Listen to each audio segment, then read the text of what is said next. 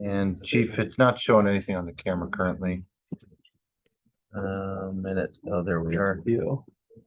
So go to let's do this.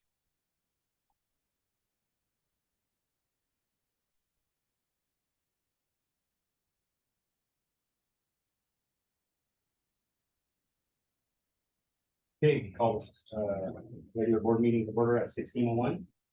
Stand for pledge. Allegiance to the flag of the United States of America and to the republic for which it stands, one nation, under God, indivisible, with liberty and justice for all.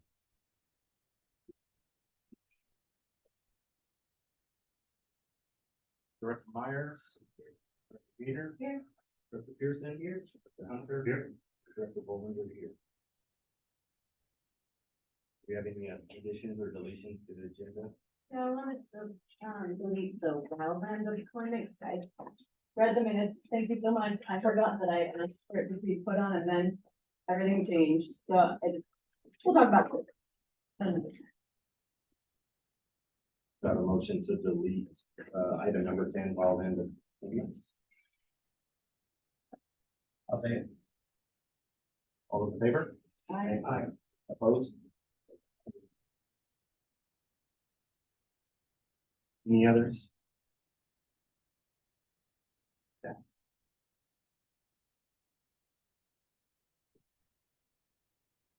Conflict of interest. Business tonight. Anyone? And correspondence. So public protection classification. Yep. As a manager, there's a couple letters attached. So as we shared it a little earlier in the year, we did do our review through IXO earlier this year.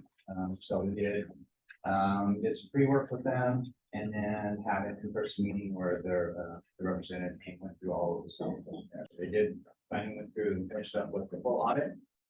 So there's two letters. You'll see two letters in here. Basically, we have two different areas that we look at and break down. So the first one specifically to the town and the town area that's within 5 miles of the fire station and has municipal water. Our rating from that basically stayed at a 3. There was a slight modification because we were at 310. We were split classification. So the second classification, if you were in the town limits, but not within 5 miles from a fire station and didn't have municipal water. So it probably didn't really affect maybe any properties. I don't know if they actually had some of those, but we were at 310 before. So that went to a straight 3. And then in the second letter, which is the other part of our district, that is within 5 miles of a fire station, but doesn't have access to water. We were 5-10 split rate before, and we went down to a 4-10 split rate with the new rating classification. So if you're within 5 miles of the fire station, but we don't have access to municipal water, so we're using hauled water. Or if you're farther than 5 miles away, it's still a 10. So that part went from a 5-10 to a 4-10, and that will go into effect on the first. More of the full report we have access to stage all here, but that's the full story and how they store that. But that's so good news from that. It's take care of that. So we had some help staff doing apparatus inventory next, but Lieutenant Delps and then Fire Marshal Pettit, not here, those were two real integral folks in getting all the stuff together, and then for us to sit down with the auditor and then go through all of the questions and provide all the documentation back up. Full day from that, so it's prep ahead of time to staff to help do inventory of apparatus, loading of apparatus, so that's a big deal. Yeah. The big thing, kind of takeaway, 2 parts. I think one that's worth noting, especially for in town, and the work that the town water district has done for mapping of hydrants, doing flow rates, and those kind of things. So that definitely helps solidify and anchor in that 3 rating we already have. So that's a big piece of the work that they've done from that, because that's a part that they look at. That's one of the big scoring criteria with them. So us otherwise from the outside, if you look at kind of going forward and where you go from here, the scoring criteria will help kind of guide maybe changes and things that you want to focus on for the next round. Yeah. Staffing, whether it's equipment, whether it's training and training records and maintaining those is a thing as well. So having those, having them accessible and being able to show that that's what's going on. Well, I have that.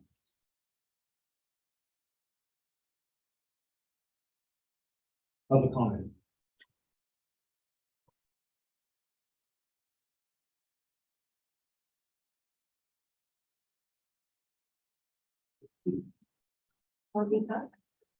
So what I wanted to read today, just so that people understand, what was in this letter that was core, is the letter from the James Vincent Group, which was the CPA people.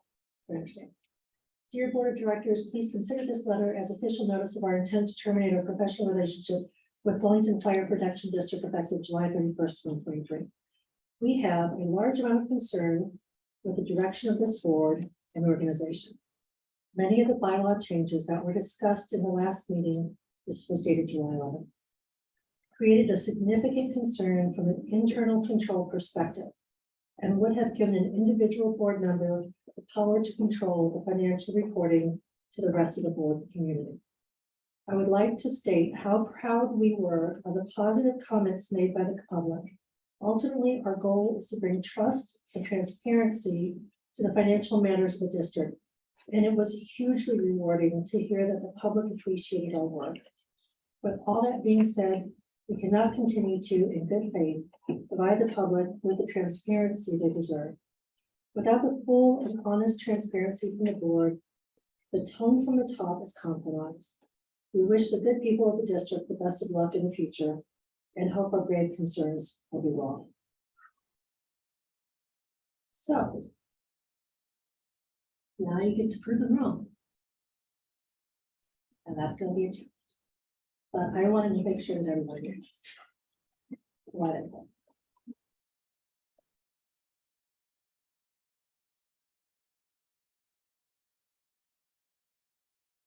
They're standing 084 Powell Drive. I've just got a few facts for you and things I want to say. This is my 6th year attending these meetings. Over 4 of those years, I was the one public member that attended. The previous directors had been board members for many years. As an accountant, I reviewed the financial statements every month. And I questioned irregularities that I noticed. There was no indication of the previous chief's improprieties in any of the information provided to the board. Only since that time has more of your public become involved in these meetings, putting you, the new board, under intense scrutiny, as you should be. I am alarmed and deeply concerned with this regime change. In the past month and a half, you've tendered the resignation of the fire chief. But even more concerning is the resignation of your accounting firm. Accounting firms do not quit without grave concern of other financial reporting activities.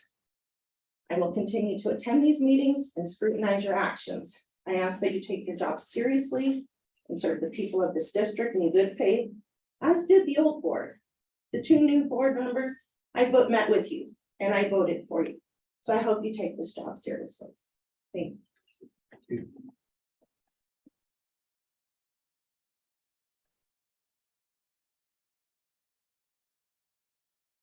Lisa Chalet, live here in Wellington. Have a lot of notes for something later on the agenda, so I won't touch on that. But one of the things that I've been thinking about is I've been looking through the packets and some of the challenges from last week and the letter that Ms. Peacock just read. I know that you have legal counsel, but I think it would be advisable that you guys start having legal counsel present so that you're not making missteps that are going to be detrimental to the way that you function, the way that you run this fire department district, and not detrimental to all of us as taxpayers. And I'll use as an example, just the changes in the bylaws, making sure that they align with revised statutes. Stating things exactly how they are, things of that nature, because I get the desire to want to change things and make things better, and I am not trying to say that's good or bad. What I'm saying is, don't get in legal hot water, because fixing it when somebody calls you out on it, or y'all get sued, or any of that, which in essence is us, right, as the taxpayers, that's gonna be a lot more costly than seeing if your legal counsel can be here and present, just as the town has legal counsel present for their meetings. I want you guys to succeed. I'm always happy to meet with anyone to share my concerns privately. I try not to flash you guys in public too much, but I've been advocating for the firefighters and advocating for this work for a long time. Obviously advocating against some of the things that transpired in the last however many years. But and Chief Patterson, I just want to say you will be missed. And you're appreciated. And thank you for what you tried to do for us. And I think it's important to publicly thank you for that. So I'm an open door, and I do have some ideas that I think would be helpful. I don't presume to know everything, but from an organizational standpoint, from digging yourself out of a hole, that's something that I do for a living for other companies and people all the time. So I would really like to extend that offer to you guys. Thank you. Great idea about legal counsel consent. Okay, Jane Lopez, 9193, North County Road 17. I'm gonna read so I can get through the 3 minutes. I'm a 4th generation Coloradoan who's lived on 40 acres in Waverly for 8 years. I've worked in some capacity in wildland fire since 1982. And I've worked for the National Park Service 23 years, Colorado State Forest Service 5 years, Division of Fire Prevention and Control for 3 years. Currently, I'm a cooperator with Berlin Fire Protection District, where I work with overhead teams on all hazard incidents as an air operations branch director. When we first moved here, we had some issues with our fire permit and agricultural burning. We reached out to Director Gator, who set up a meeting with Chief Patterson. The chief was very receptive, listened to our concerns, and made some phone calls to address our issues. We're grateful to Chief Patterson for doing the best that he could for the last few years. I believe that his intentions were pure, focused, and directed at doing the very best for our community. For over a year, I've attended at least 75% of the board meetings in person and believe strongly in being an informed and active community member. I've been disappointed in witnessing challenging communications and at times disrespect amongst the fire board and in public comments. Clearly, there exists some trust issues within the board between the firefighters, some of the board members, and between the chief, board members, and firefighters. It's critical to the safety of our community that we all come together to provide the best service possible. Wellington is not the Wild West of Wyoming, nor are we the mega fire support system of California. It's imperative that the citizens of Wellington, the fire board, and the firefighters forge a path together that fits Wellington. To that end, I have a few suggestions. As Director Pearson mentioned at the special meeting last week, I urged Chief to give Wellington Fire 2 more weeks to aid in the smooth transition and selection of an interim chief. After all, we had to all make the decision to not maintain battalion chiefs, and it seems that with the chief gone, we'll have some challenges with overhead in day-to-day operations and on incident responses. 2, we need to support the fire board in obtaining a facilitator and support a board retreat so that our board can operate with full knowledge of the statutes regulating the board and consistent interpretation of those statutes, the bylaws, and establish a clear organizational communication strategy and priorities for moving forward as a cohesive and respectful unit. 3, I urge the chief or incoming interim chief and the board to make every effort to maintain deliberate, frequent, thorough, and transparent communication among themselves and with the community. Also, please reflect the context of public comments in the board minutes with any actions taken. Finally, please invest in a high-quality conferencing device to improve the communication of meetings and recordings to those who cannot attend in person, or to have the ability to more clearly listen to a recorded meeting. I'm willing to raise the $500 needed to purchase a new device, and I have suggestions for proven makes and models with hardline telephone connectivity options. Thank you. Okay.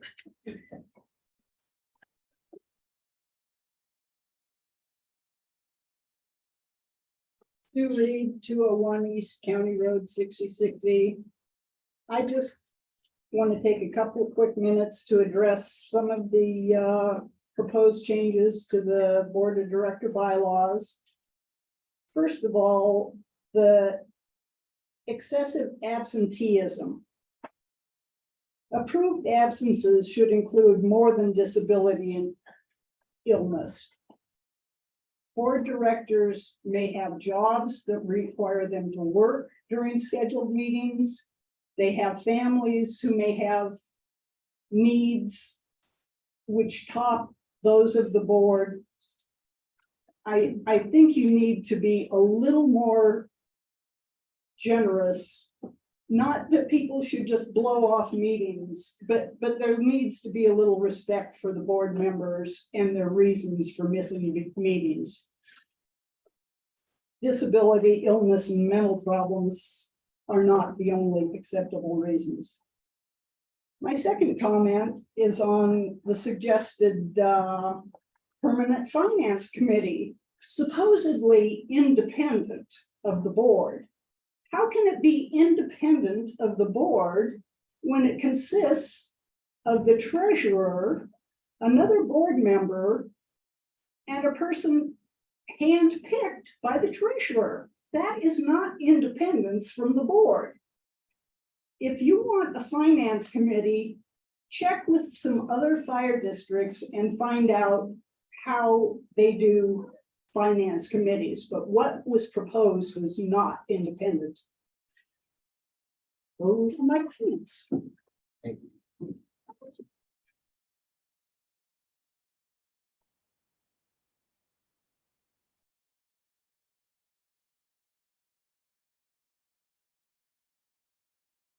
Any other public comment?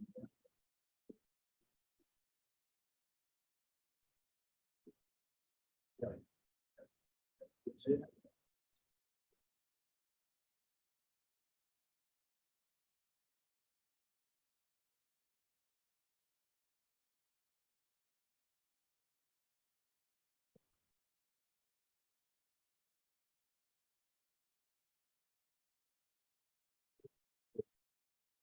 Any guests or presentations?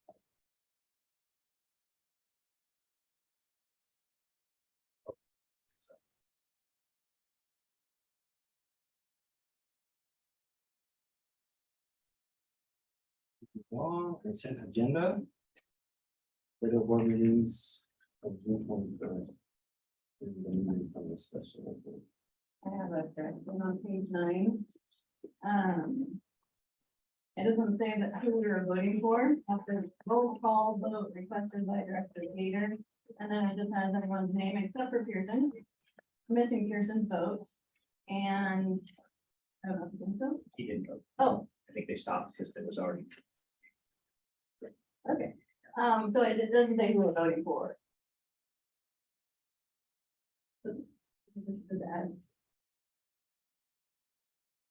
The yes or no were for.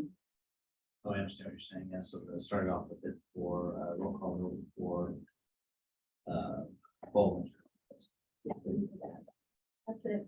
Actually, thank you.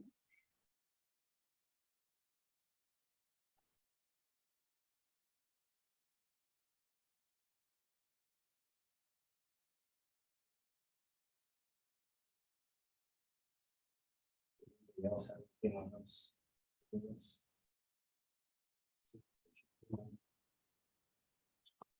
I'll just have to accept the consent agenda.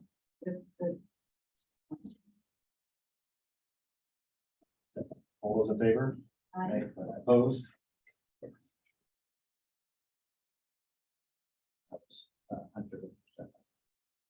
Yes.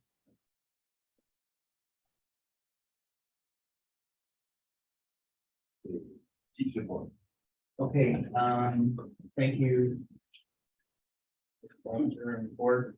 I have a few items for you. I just kind of want to follow up on, we had the opportunity, to share at the last meeting with some schedule changes, but we did, have two of our shifts participate in the full-scale active shooter exercises that took place at the Wellington Middle High School. It's a culmination of us from getting some initial policies in place, able to acquire some equipment through our partnership with PFA, and then be able to leverage some of the fire equipment budget that we had to get the ballistic plates to go into that equipment and get us outfitted with some basic stop the bleed equipment. And then we did some in-house training with LCSO. One of their sergeants came up that's from their all hazard crisis response team, did some in-house training for us, and that included 2 days of basically kind of full-scale exercises with kind of the first step of actually doing some of the rescue task force, patient movement, bleeding controls. So it gave us a good opportunity to kind of work hand in hand with LCSO and then do some command level stuff, but also get our folks into the task force environment. Movements with gear on in that. So we were able to catch 2 of our shifts. We'll have to kind of follow up with the opportunity to get the rest of those and some of the lessons learned from that and kind of build upon that. But I think this really gives us an opportunity to plug into. BFA does it on a regular basis, at least on an annual basis, they do some recurring training. So it's got us playing at least now. We have some policies in place that mirror theirs. We have equipment. We have had some hands-on training to be able to do the next step, which an interrelationship part of that. I think it's super important in what we've done with LCSO and their emergency response folks to be able to do that. So I appreciate those that spent 2 really long days, and one day was a really hot day in there. So thanks to the folks that were ready for that. Got that point. Second thing was we had had a full day with 4th of July this year. Last weather was a little more in our favor, and not as hot as it was last year, but we also had weather on the other hand that struggle with. So we staff on those days just typically because of the weather. So I want to also thank all those that did work on that day, but we also had Lieutenant Schneeberger, had fire engineer Sochak, and fire engineer John's gonna come in on overtime on there. Otherwise, with days off to come in and cover shifts with us to make sure that we were fully staffed for that day and able to respond to calls and be able to that. So thanks to all those that came in and did that. We have been working with PFA, as shared last one, to get some of our apparatus through some deferred maintenance and some repairs and things that we need to do. Their schedule got backed up with some apparatus that came down in their system, but we're back on schedule, and we'll have rotate our other 2 rigs that we have stuff in place that we want to use. So talked about last month, the financials we're well under budget on apparatus repair and maintenance. That's only because we've been holding off on doing the repairs for having the money in the bank, but also the schedule to be able to do that. So anticipate over the next month and a half or so that we'll be rotating some of those through and probably use every, if not all of that, through just regular maintenance.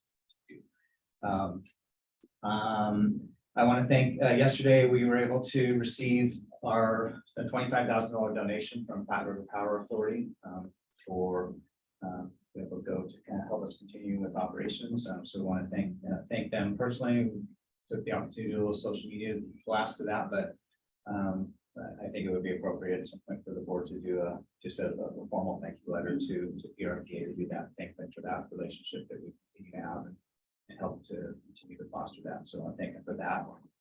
I think we got Lieutenant Martin on the Zoom over there from Station 17, but Lieutenant Martin has accepted a position with Boulder Fire. He's going to be his last day will be on the 1st of August. So a long-time service. He is one of our A-shift lieutenants. So Lieutenant Martin, thank you very much for your service. We appreciate that.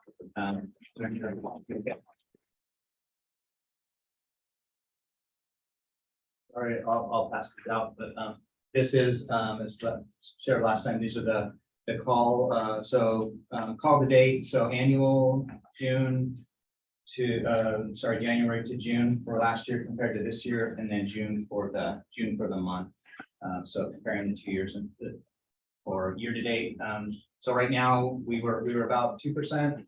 1.5% over last year. We're about 1% under, but basically we're about 9/12 under where we were last year. So just trending wise, you look at 2017, 18, 19, we were up anywhere from 5 to 9%, 10% year over year for a few years. So 2020 call volume was right around 11,000. 2021 and 2021 was about 11,000. 22 was about 11,000. We're right on track. So the last 3 years are trending. The last 2 years and the way we're trending now is to be pretty flat on that. We haven't seen as much growth as happened in the kind of the timeframe.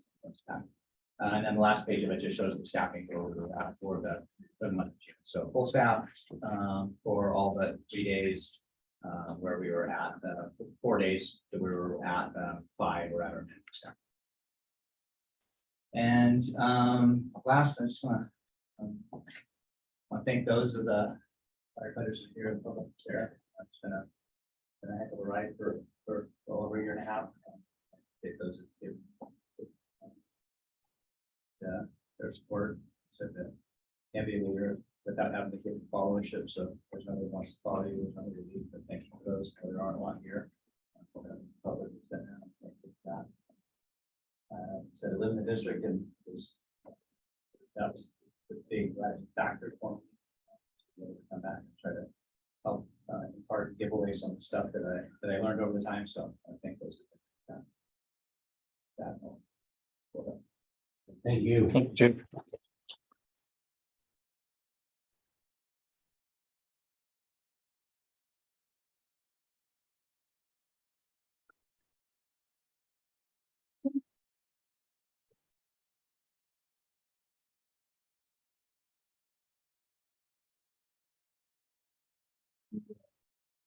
Finance report.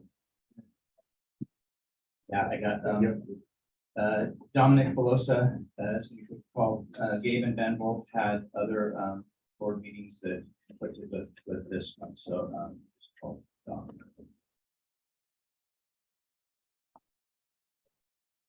Dominic, he's with James Spencer Group. Dom, good afternoon. It's Chief Patterson. We've got the board meeting going, and we've got John speaker. Well, good afternoon, board chair for this board, Dominic Pelosa with the James Spencer Group. As she mentioned, he sends his apologies. He wasn't able to attend to the prior commitments. So I am filling in. So you should have the board report in your packets, and so I'm going to kind of go over the points. Starting for the month of June, we had a revenue of $307,898, which was under budget by about $1,000. Looking into that, tax revenue was over budget by $382, and then our non-tax revenue was under budget by about $1,300. Moving on to expenses for the month. Those were $309,000, which was about $6,700 under budget.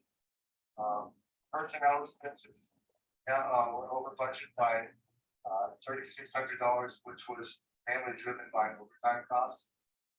And looking at our vehicles and equipment expenses, we're under budget by $7,566, which was just due to lower costs than anticipated budget for. Moving on to a year-to-date perspective, which was from January through June, our revenues are $2,232,507, which is over budget by about $664,000. What makes up that is our tax revenue is over budget by $25,773, which is just due to over collection. And we guess when we do our best estimate when we're going to collect those revenues. We're not close to that. And then our non-tax revenue is over budget by $50,601, which is kind of a multitude of different things, but mainly service fee revenues, impact fees, and the workers' compensation annual adjustment. Those are kind of consistent with the prior month as well.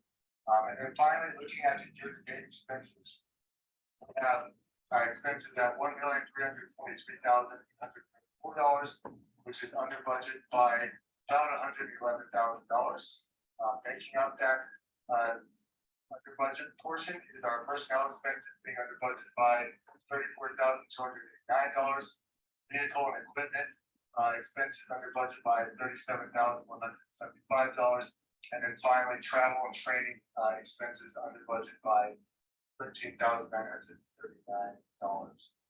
That kind of makes up the P&L, and just pointing you to the end of kind of our cash flow projection. As you trend in a positive direction, where we have cash right now of about $933,000. And then forward looking into December, as we pay back all those liabilities of property taxes and tax fees, about positive $64,000. So that concludes my report. Happy to stand for any questions that the board has.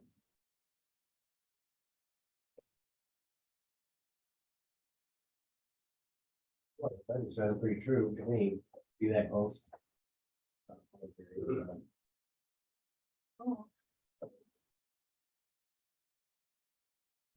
To accept the monthly financial reports. We have a second. All those in favor? Aye. Opposed?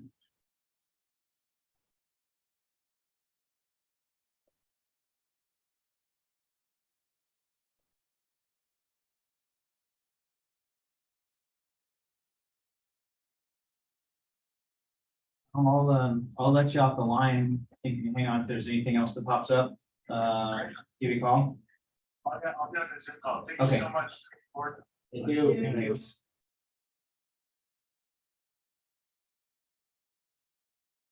Right, move on to item 2. It was Yeah. Discussion possible action, reschedule board retreat and board facilitator. Facilitator is here and Sam Walter, I'll let you speak. Thank you. Ignore the red face, please. It's just when I get warm, it keeps it from exploding. So that's a good thing. My name is Dr. Sam Walters. I currently am a consultant. I mainly do emergency services consulting, that being operational efficiency, planning, long-range planning, capital planning, those kind of things. I also specialize in doing hazard vulnerability assessments. That's one of my main things. I'm also a lead professor at the University of Denver. I teach in the security management program, which covers our emergency management, emergency services, all of those things, which are really at a graduate level. I teach graduate students. So these are folks that come from law enforcement, they come from fire. We've had students from the FBI, students from federal agencies that can't be identified. So you always kind of know who those are. And I won't say that, especially on the record here. My background is I have about 33 years total of public safety service. That includes EMS, law enforcement. I spent 5 years as a coroner, deputy coroner, coroner investigator, with Jefferson County while I was a firefighter paramedic, city of Federal Heights. My fire service background started in New Mexico in 1990. I was a volunteer firefighter. That's what sucked me into the world as a young college graduate. I went from there. I also worked for Reed Ambulance in Denver, in the Denver metro area for several years, which became AMR ultimately. I went from Broadmoor Fire to the city of Glendale. I worked as a firefighter paramedic with the city of Glendale, actually finishing my paramedic school while I was with Glendale. I served several years with the city of Federal Heights Fire Department and was there when Federal Heights became the first ISO 2 fire department in the state of Colorado. We even beat Denver and Aurora at that one. So that was quite the education there. I served several years as the training officer, captain, and also as a company officer with the Brighton Fire Protection District, as it's known now. Then it was known as the Greater Brighton Fire Protection District. I went from there to serve as EMS chief at North Metro Fire. I was also in 2002 appointed as the self-accreditation manager for North Metro Fire. Following that, I became the chief at Pleasant View Fire on the west side of town. They're in the metro area near Golden. Very small district, about 2 square miles, basically, one station. So it was quite the education to work there, and I was very happy to serve. I went back to school, got the rest of my education, decided to move on to other things, and including consulting in doing this. So I have a bachelor's degree in education, specifically it's physical education, sports sciences. Thought I was going to be a great researcher to do that. I have a master's degree in executive fire service leadership. So I understand the fire service from an educational standpoint, and also from my many colleagues who were also classmates, including South Metro's chief currently was a classmate of mine. The training chief at South Metro was also a classmate of mine. I have a PhD. I went back, kept going. We call it graduate school. That's what you go to school till you gradually figure out you don't want to school anymore. I gradually figured that out. So I have a PhD in public policy and administration. I specialize in several different areas of public policy, but I also understand public administration, where that goes. That's a little bit about my background. I have, as I said, been a college professor for the last, 13 years, as well as I have worked in the private sector as a health and safety expert. I've also done all the environmental work. I also teach in the environmental programs at DU. So I have a really diverse background, but my love is the fire service and making sure that communities are served the best they can, right? The best service possible. And that's really where I'm coming from. So I'm here tonight to make a couple of suggestions to you, the board, on your planning retreat and how you're going. I have done a little bit of background, even without any kind of retainer or contract or anything like that, looking into kind of how things are going. And part of my job as a retreat facilitator, a planning facilitator, and I have to apologize. I have watched your board meetings for the past couple of months. I've been through those. And when I was introduced, the word referee was used. And I have to apologize because I used that when I spoke to Director Gator.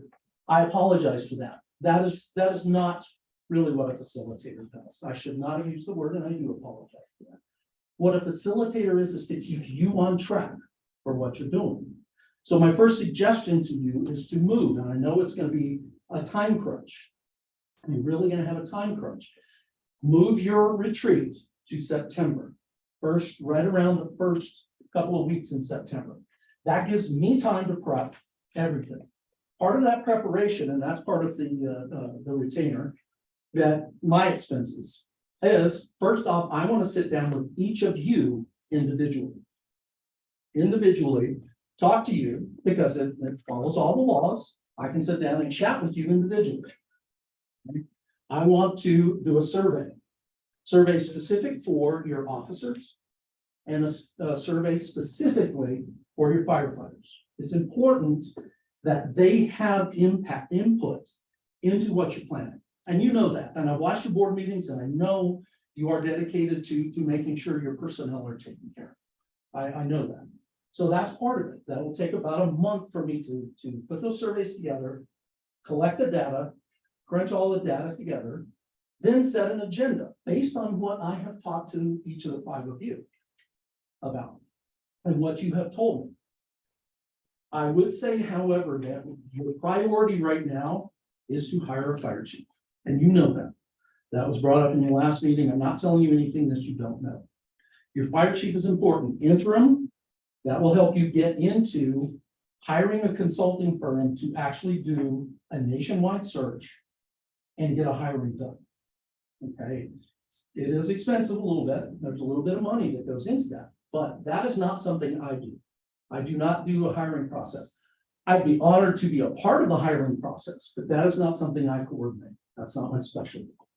So I recommend that be your first, really your first step. Move the retreat. We can talk about, and what I think will come up, what's your next year look like? What does your next 5 years look like? What does your next 10 years look like? And you can do that in one day. When you get to 5 and 10 years, they're a little more open. Okay, they're not really, okay, you got to do this by this date. It's just giving you a goal to work towards. It's just giving you a goal to work towards. So that, along with capital improvement projects, what are you looking to do? Are you looking to keep improving your ISL? Congratulations, by the way. That's fantastic. to get the 3. That's wonderful. I know of departments that are 100% volunteer that have ISOs of 1. And that's through rural districts, one in Nevada specifically. I tried to use that model to improve an ISO, which is now ISO 2, thank goodness. But I really am more of a forward thinker. That's what I do, is look out forward. Many of the programs that I suggested and were adopted 20 years out are now in place. One of those, and I'm not going to mention it, directly to you as something to look at, but also consolidation of fire departments. And I know that's a touchy area for some folks because you do have an autonomy and a feeling of hometown. And I understand that. I grew up in a small town in New Mexico myself. So, and I've served on volunteer fire departments. Most of my fire service is as a volunteer or a reserve. So I understand that. So those are the things that I'm suggesting. And I'm open to any questions that you have. I'll certainly answer them as I can. One thing I am is, and I apologize for this ahead of time, I'm a bit blunt sometimes. And that's just for the expediency of getting some things done. So please, if you have any questions for me, that's my suggestion to you. Would make things a bit easier, take a little bit of pressure off of you to take care of these other things that you need to have.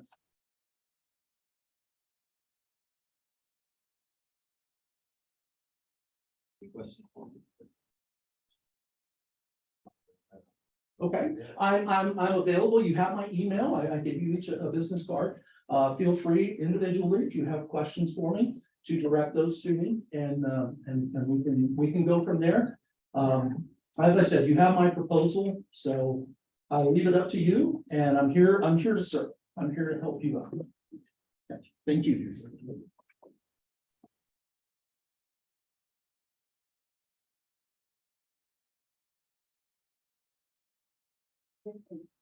September?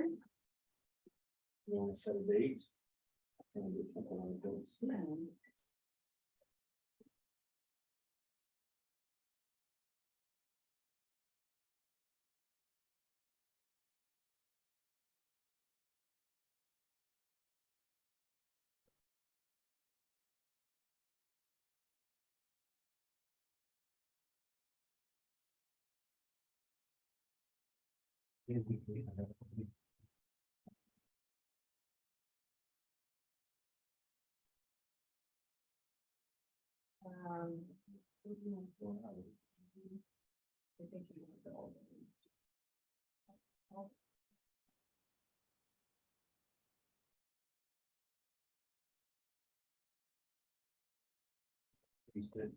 I can speak to just from a discussion point to commit into that is understanding where you budgeted for it, what, how you're gonna fund that. It wasn't a budget item, so the funds you have to address what items funds from to be able to.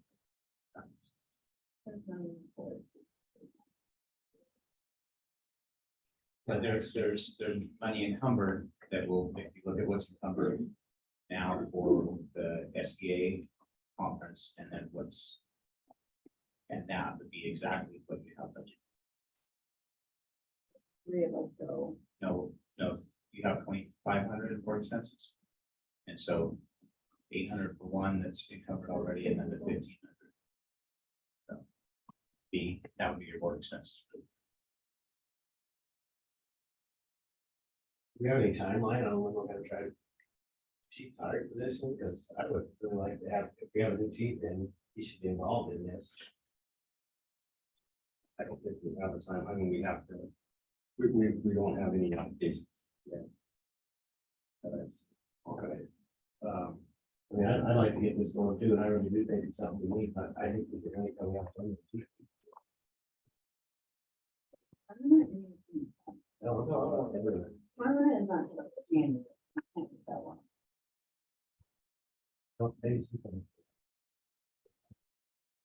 I talked to Mike about this same sort of thing earlier, and that was one of his visions, was to bring some type of outside consultant and look at everything. It is important, but we didn't really budget for that. Oh, for the consultant. Right. For planning. Right. Well, we can do that next year. We can put it in the budget. Yeah. Yeah, for the beginning. But this is for the facilitator, which we do have money in the budget for. So, we need to, as a board, need our goals. We need to figure out a consensus of what we want to accomplish. So I think it's important whether we have it or not. The board needs to figure out where we're going.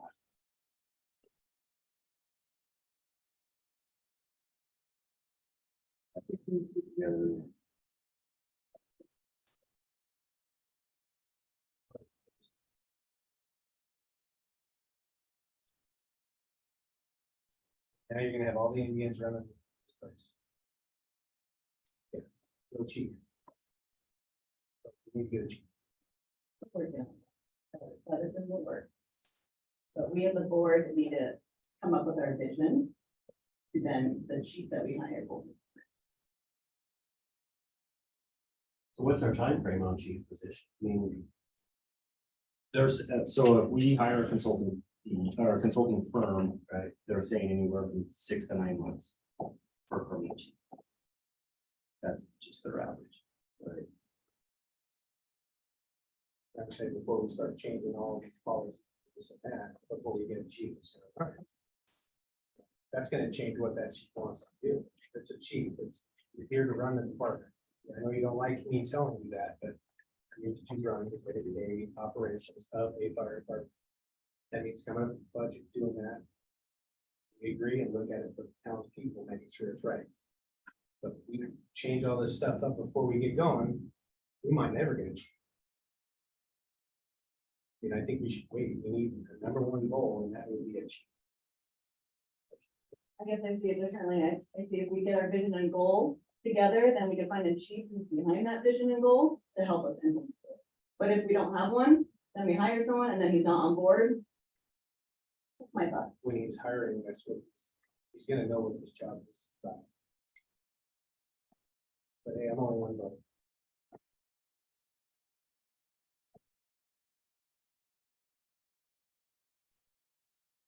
I think we should get together and talk about this stuff, honestly. Really do. Have to sit down and talk about where we want to go and what we want to do. I think we should consider it. Motion to hire and book the facilitator. Second. Second. All those in favor? Aye. Opposed? Nay.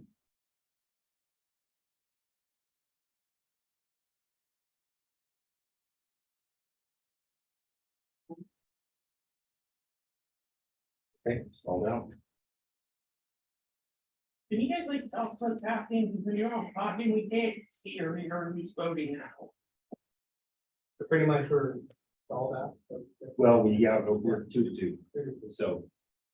Didn't pass. Someone's not voting. Right. Yep. All right, number 3, discussion possible action on selecting a new accounting firm.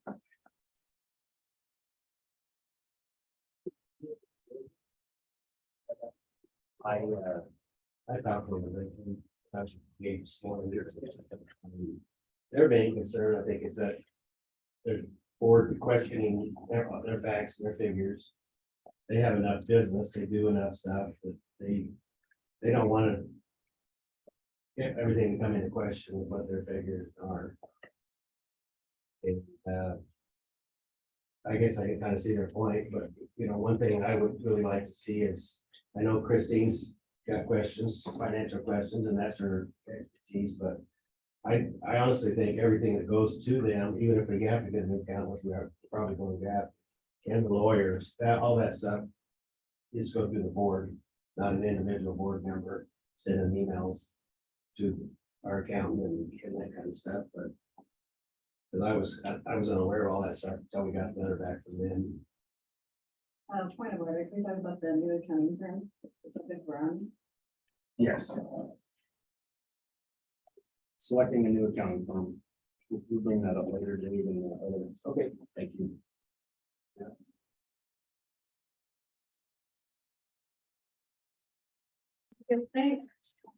I didn't like the references, and really isn't anybody that has done references that's done mostly all city municipal stuff.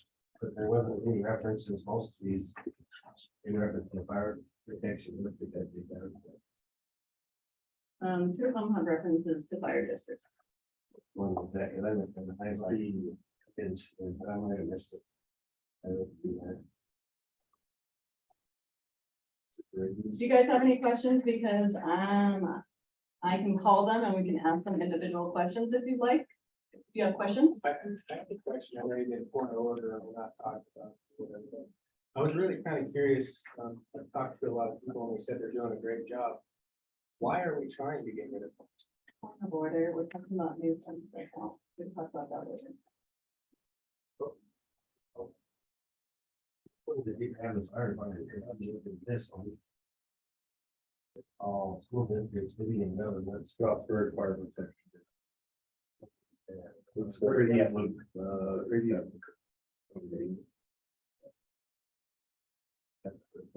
Yeah, that's just training, Karen County and consulting services. And the other one was green. They have a whole list that they're working with. It's just in a paragraph.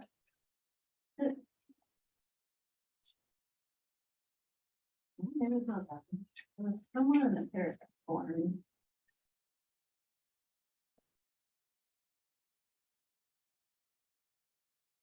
Green, similar clients, there's a whole list of Boulder Mountain Fire, Bridgedale, Coal Creek Canyon, Grand Lake, Lake City, Left Hand, and Strasburg.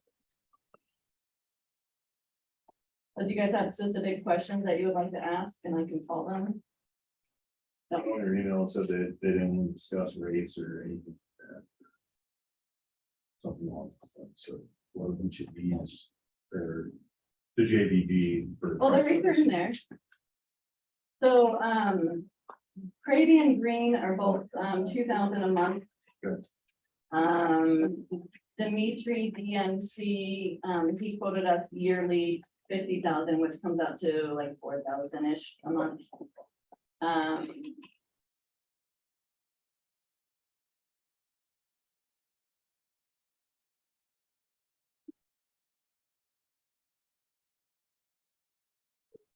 One of the key elements that I didn't see in looking through them is anybody talking about fire department payroll, or anybody that specifically does. Yeah, it's fire department payroll. Why don't the departments or the volunteer departments?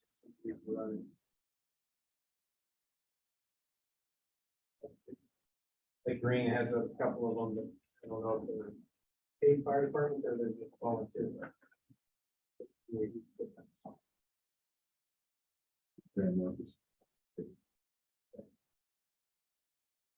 Question was payroll, Are they actually doing the payroll? so the accountants do the payroll now, Yes. we don't do it, I thought we ran.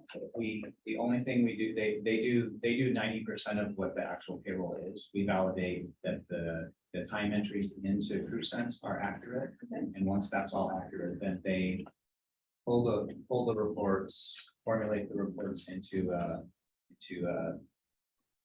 spreadsheet that Paylocity can digest.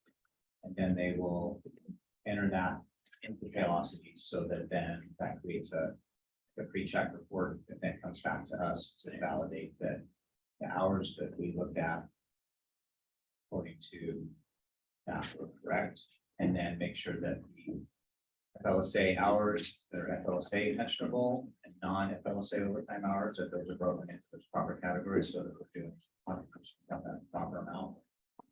And make sure that all of the actual liabilities that go in with payroll, that those all get done. So from our end of it, it is ensuring that the hours are correct in the scheduling system, and that the first report that comes out of that matches and then the anomalies are adjusted before they run. You can add that to our questions to ask. Any other questions? And that's really kind of accounts for the separate line item in JVGs, about $1,000 a month. So it's that and some of the others. So they have 2 line items. So that really accounts for that second one. So the 5,000 a month is kind of all Yeah, just that one second line item is the additional. 4,000 a month, so then 1,000 for the AP and AR with the payroll. Yeah, yes. Yeah, more. Anything else that you noticed that we need to ask about, Steve? That was the big glaring thing really for me. Perfect. I think it's, some of them have different pieces and there's assumptions in some of them that we're gonna do more internally. Potentially, I think that's just how you compare those, because some of them are lower with this more assumptions that internally we do more of the data entry, some of that type of stuff. Well, I tried to get them all on the same, what they're quoting is all the same. So they're all just quoting 4,000 that JBG does, just the end of the month, like in Wellington County. But then some of them said, well, in case you need it, here's our bookkeeping. But I didn't ask them to quote that, but they all can do that. Any questions? Oh.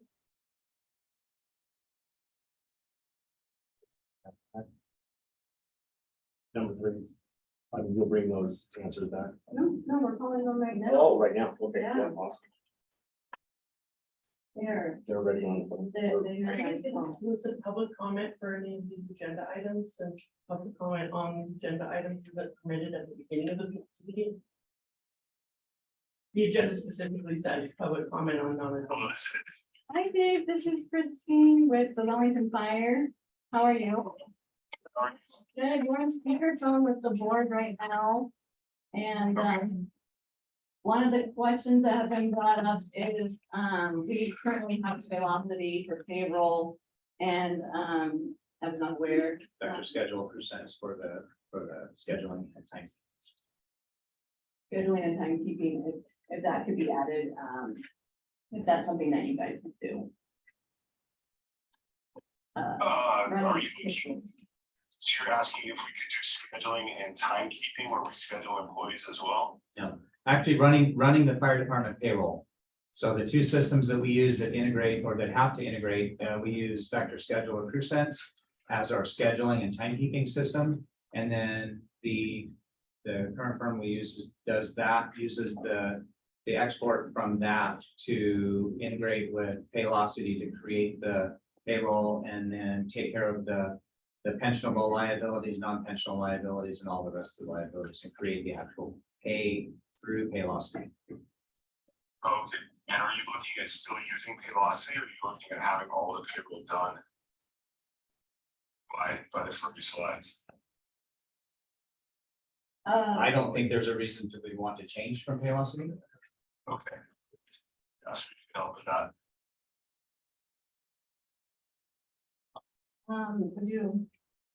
Anyone else have any questions? Yeah, probably, it's an additional fee, correct?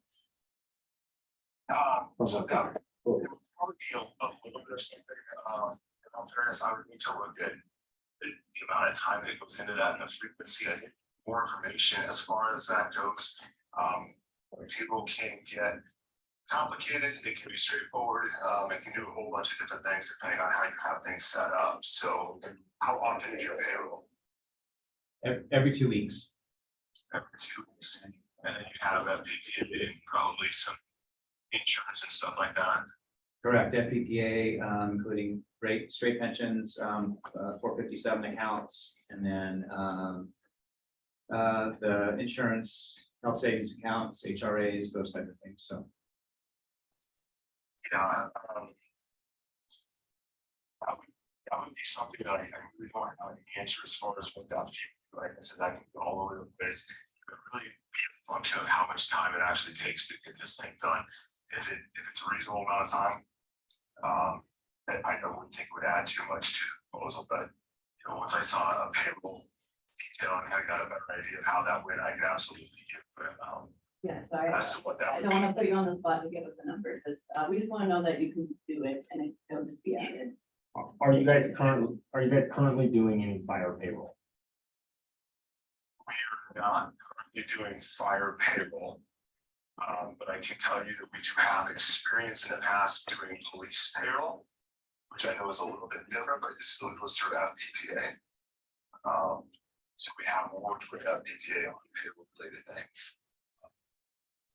This town plan military basically what we're talking about right now.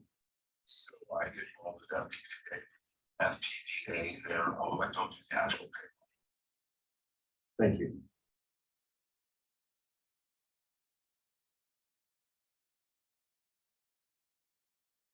Question? I think that's it. Thank you so much for being available. All right. That's good.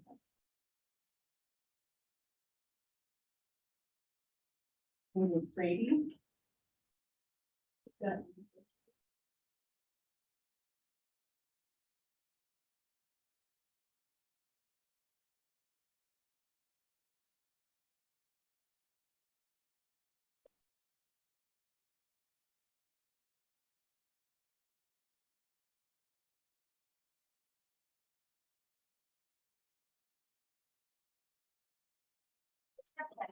Hi Debbie, this is Christine with Wellington Fire. How are you? Good, how are you? Good. You are on speakerphone with the board right now. Okay, We had a question come up about whether you can help us with payroll, running payroll with Paylocity. would that be just like helping input actual pay information? They would run all the reports and pay out the taxes. You want to be done with run the taxes? So Well, like withholding taxes. Right. I mean, like when they would file all the 941s, I would just be helping input like time.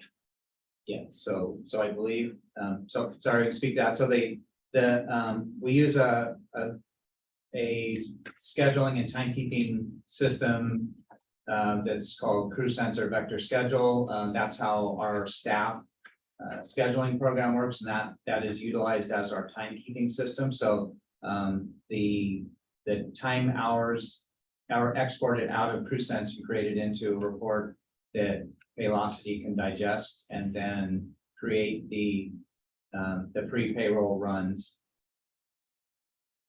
Okay. So would just be reviewing the payroll runs and making sure that looked right and then entering it into QuickBooks? No, you would actually be doing that part. Oh, Yes, running the report and providing it? running the report, inputting it into Paylocity and doing that. Okay, I mean, I could do that. I didn't really, include that in my proposal. I wanted to depend on how much, time I end up spending. What I found is with the one fire district I have, there was a lot more little projects that came up throughout the year that really weren't anticipated. So I just wasn't sure if that's kind of what we were looking at or. Yeah.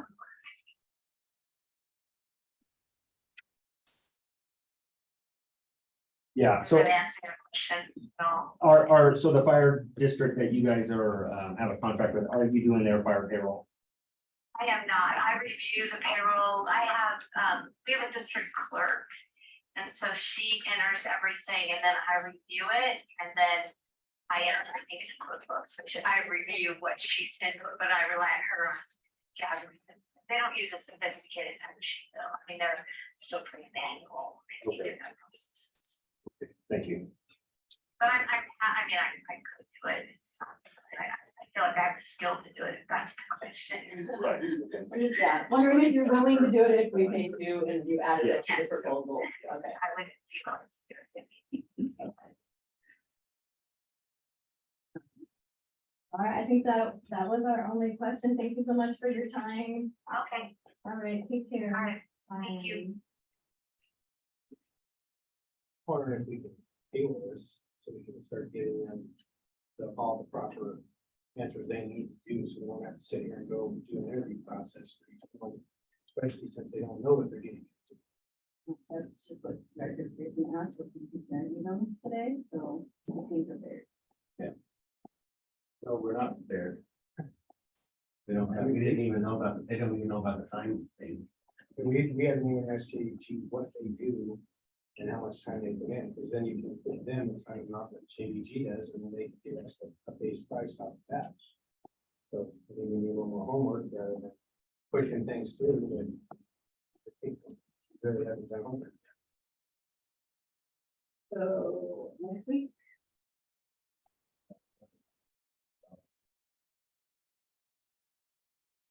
It's important to see all the numbers.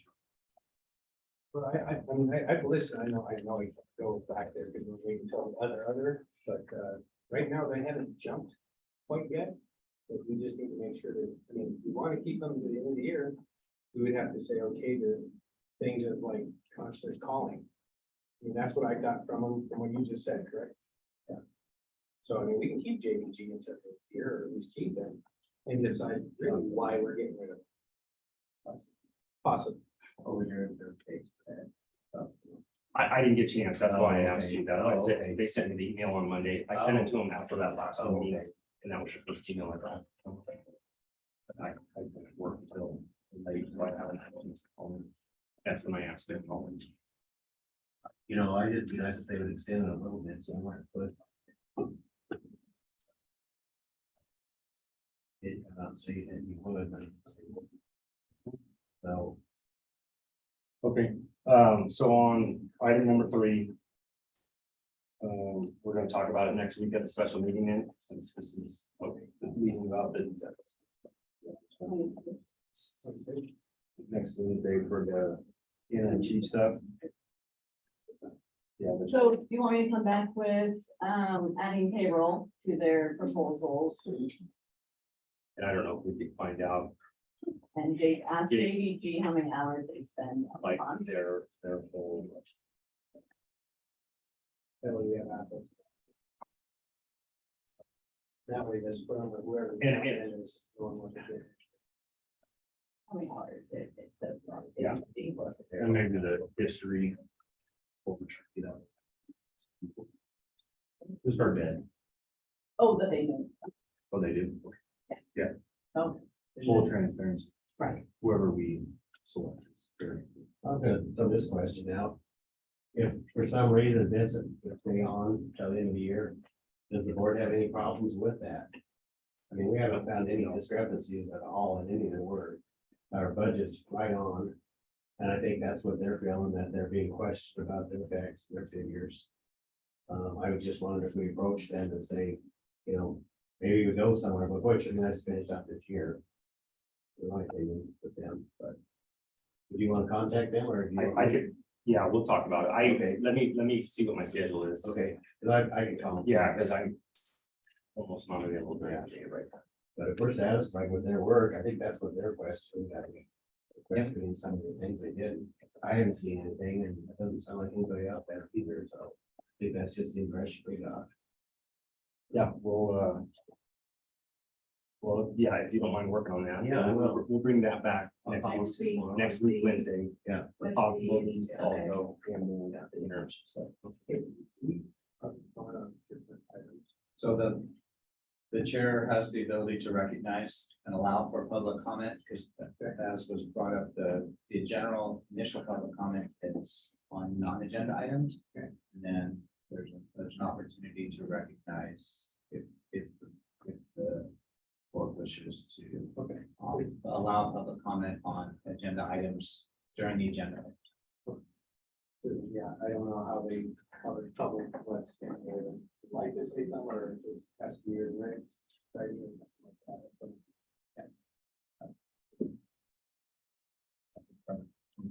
That part of it, historically, what would happen is the chair open it up to public comment on a specific agenda.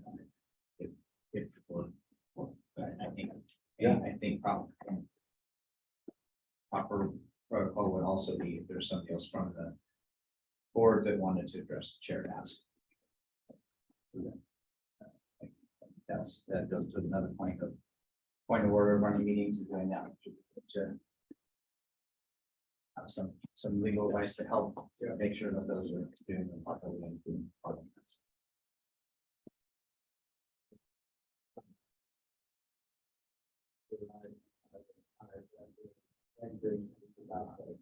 Yep. Yeah, if anybody has any public comment on what we discussed 1, 2, and 3.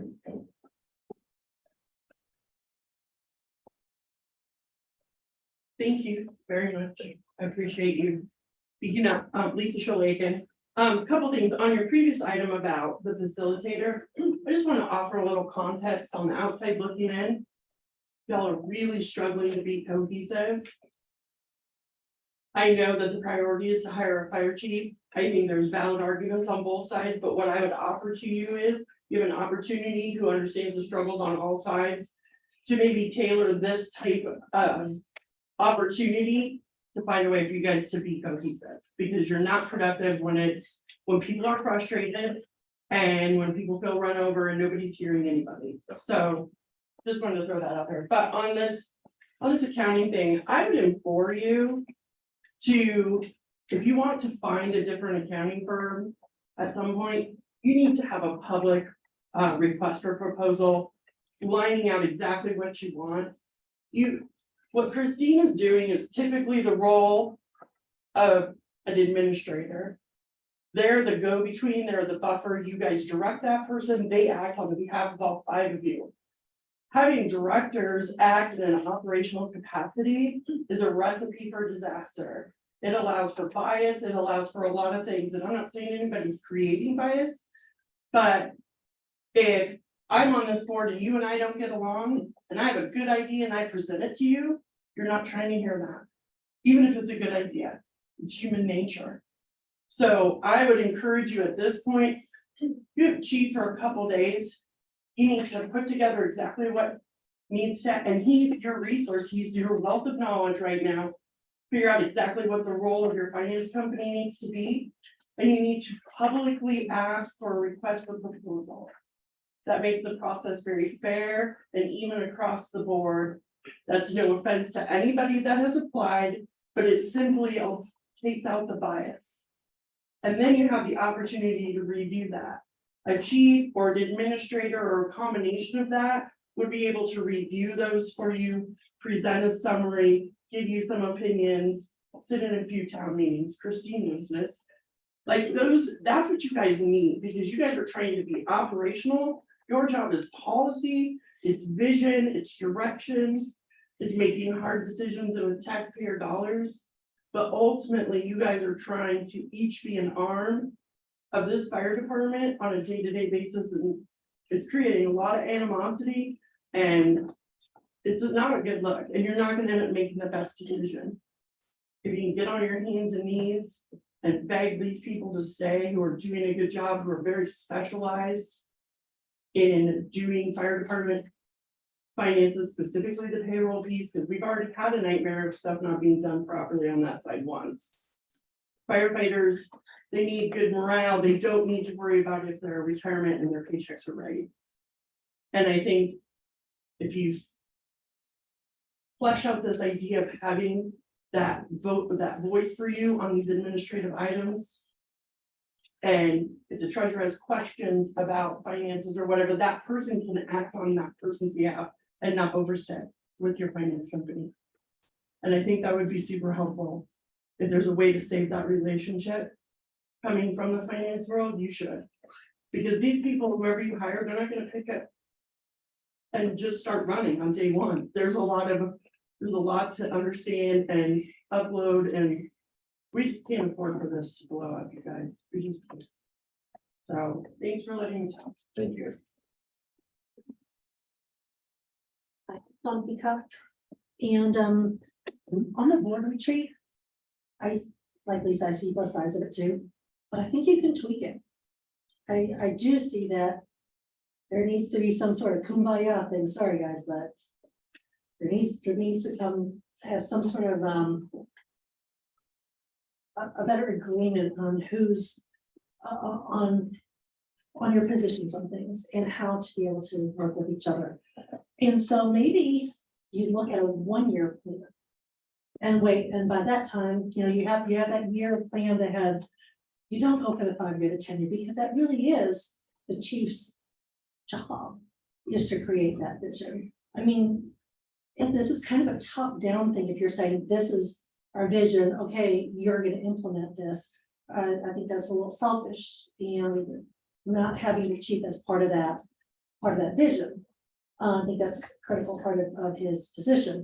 But if you could even do just like a 1-year thing and get to the point where you don't want to stab each other when people are saying one thing or another, because I really do believe that you all have the heart of Wellington in the choices that you're making, but that the communication between each other is lacking, and I think that a facilitator could really, really elevate the board to that position, to a place where you can really lead the district and represent the town in a very positive way.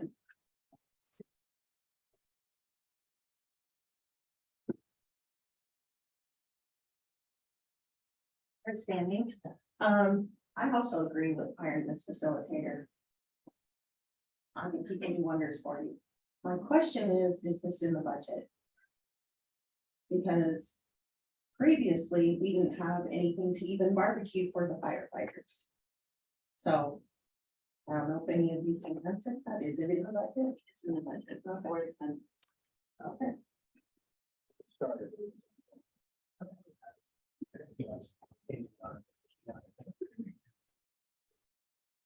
Brian Mason, Wellington trustee. Just to back up what Ms. Jolie said, you guys should not have Director Gator as the only one that is out there soliciting for accounting firms, right?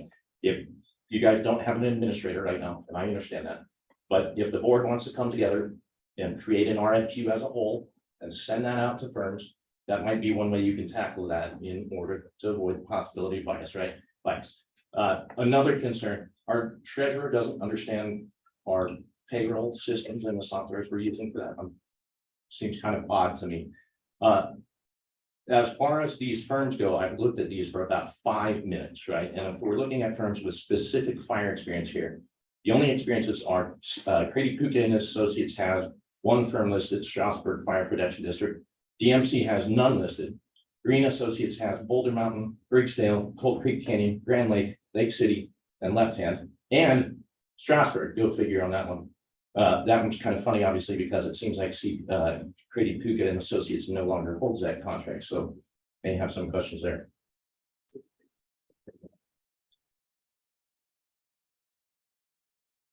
Thank you.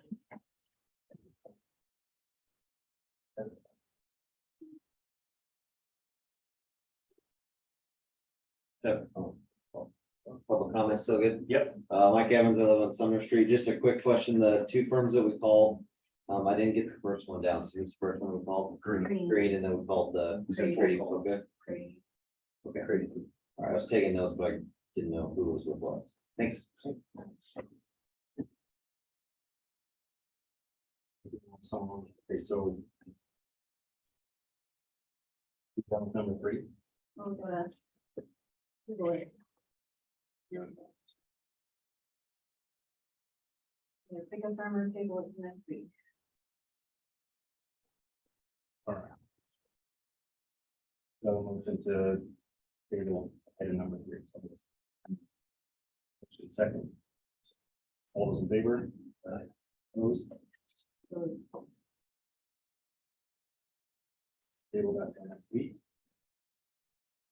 Number 4, discussion possible action, appoint an interim fire chief with consulting agreement.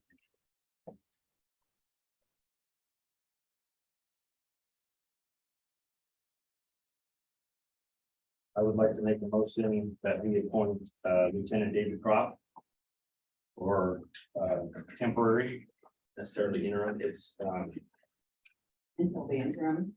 till the interim, and we chatted with the lawyers. We can make an appointment for under 6 months. He has expressed interest and concern for the department, would like to take the role over while we solicit for her. And what's the pay? And the pay would be, well, it'd be 120 a year. That'd actually be 60 for the 6 months. It's less than 6 months, right? I mean, it's 120 a year. And then we have the consulting firm, our consulting agreement with Chief Olney out of West Metro. That is on page 54. Is that part of your motion to accept, to do both? That is, yeah, both of those. We got nothing else. Did we ever get a copy of this, the qualifications? Oh, was David's, the qualifications we talked about last month. I wasn't sure. Yeah, we were talking about getting all the call. Yeah, Yeah. all of here's what he had, what he Department covered. members. Right. Do you happen to have those? I don't have a map. Right, okay, yeah. I don't have that. I know he's been on the department, or I've been a fireman for 20 years. And also right here. Has he ever been in that position or He has not. assistant or? He has not. If you had a prior commitment tonight. I'll second the motion. We have nobody else. Yes. Overall, That's the problem.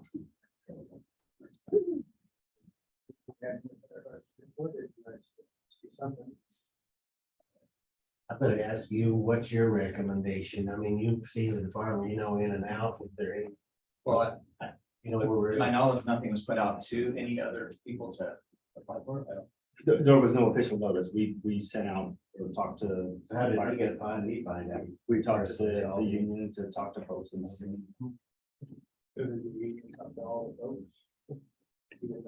the only one that I have approached them. is Mr. Crop. Did you talk to Would all the would you like a firefighters? response to? Yeah. So, 5389 spoke with two of our company officers holding the most experience in the fire service. One of which held the rank of battalion chief with, Fort Lupton.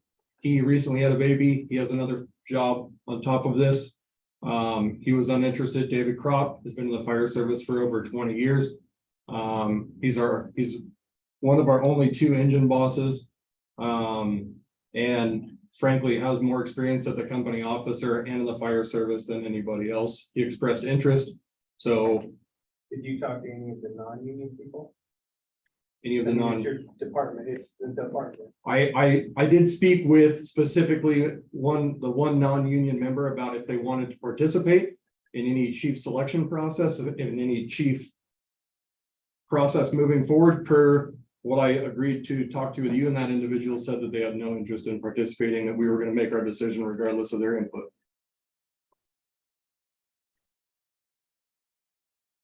So we have a second on item number 3. Are there any other questions? Would that be your recommendation, Mike? I mean, I know we're in a rock and hard spot. I just wanted your opinion on it, if you think somebody else would be. Yeah, I think as was shared at the last meeting, I think that, that we're struggling right now with having anybody who's qualified for the position. Internally. There was a point raised about, rather than looking at a consultant to offer that, would be to an emergency hiring for somebody qualified in that position. But the, got for that was. I have. Just on the face, I have some concerns with the optics of this consultation hearing. That's being told as well. I don't know the person specifically, but I know that the previous fire chief and the fire chief left here. They went to work for another fire district that was. The chief almost the chief of that fire district. So There's, well, yeah, there's 2 different ones. There's his wife too. Okay, he's been at West Metro. but that's okay, all. so Chief Green went to work. He left here. He went to work for this chief's wife. What I'm saying. That I don't know. I just know there is wife Okay. is also a chief. Okay, that's right. Yeah, I understand is chief. Okay. Pavel. Okay. Okay. Okay. Do you have a question? Hunter? How long is this agreement before we're setting it? It's 6 months and less. So we can terminate it anytime. Well, yeah, and if we get a interim chief to apply and if the obviously we move on, it can't go over 6 months. Okay. With an appointment. Okay. According. Up to, but not, you can do it. Yeah. So that's it. Yeah, you sent a response back today.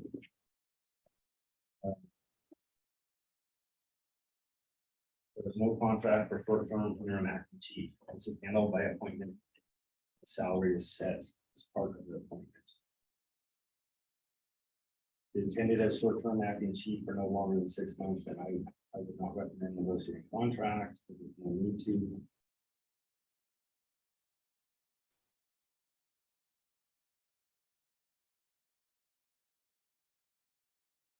just.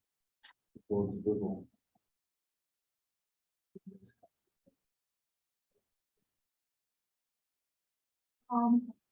I don't think, well, I'm not clear. I understand you're wanting to appoint Lieutenant Croft in the short term.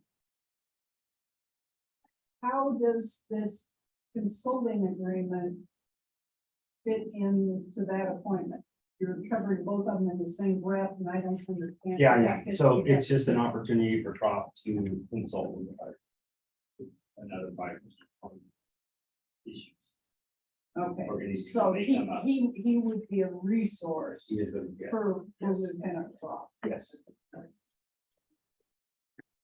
Thank you for the clarification. I do have a question. Is it possible to split that acting chief and consulting agreement into two different things?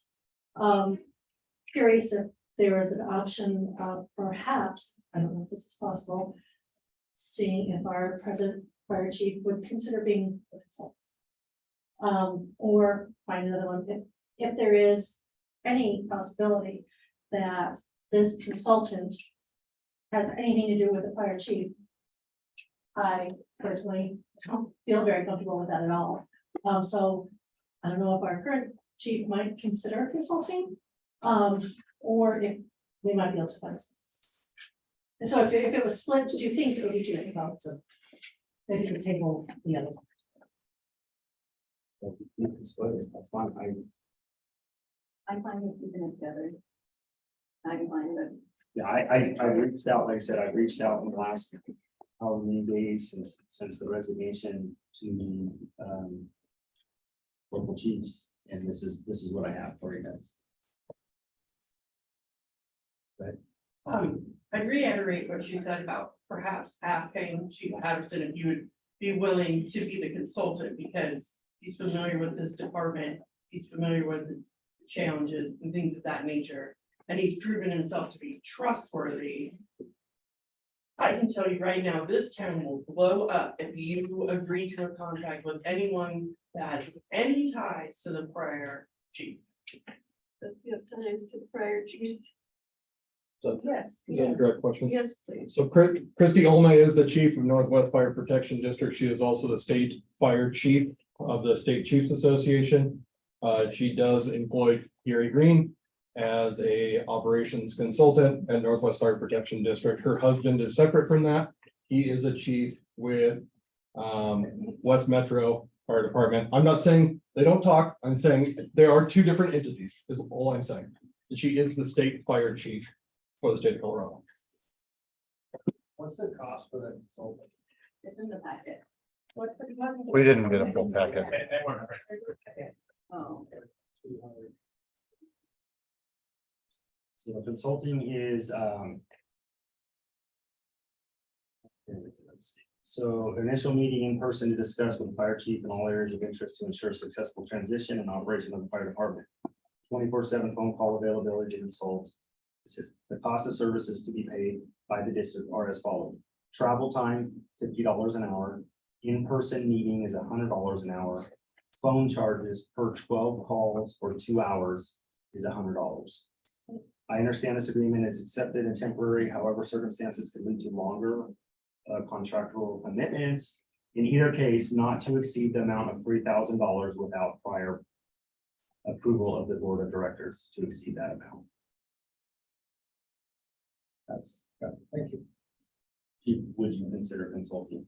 No, not right now. I think just the reasons that it's time to step away. I have to think it's ready for now. Sure, thank you. I appreciate that.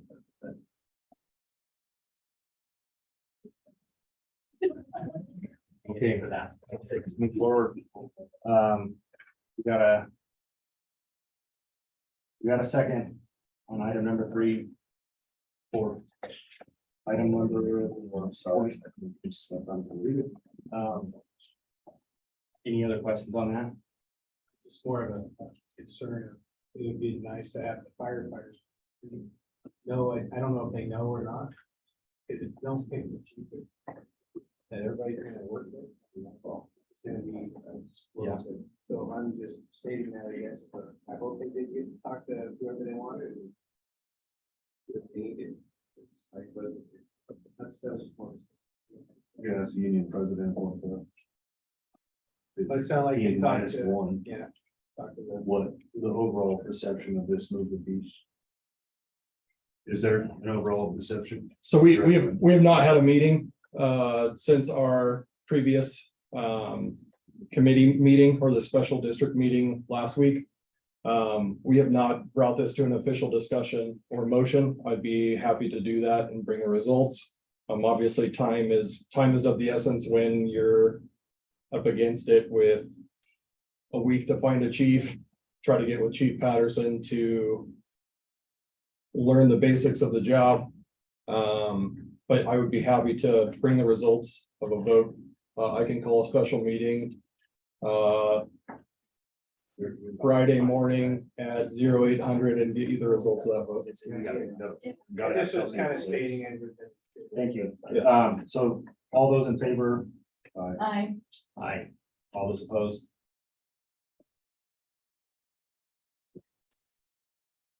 I actually haven't passed it. You have to have singular vote, but I guess that's actually statute. Can't vote on it, right? Okay. Okay, we will break those into two. That's sorry. Can I get or I would like to make a motion to appoint David Crop for fire chief. All those in favor? I, Opposed? I would also like to make a motion to the consulting agreement with Chief Paul Homemade for the time being. You could always change that agreement, but that's what was reached out. Second on to consulting here. Second. All those in favor? I. Opposed? Okay.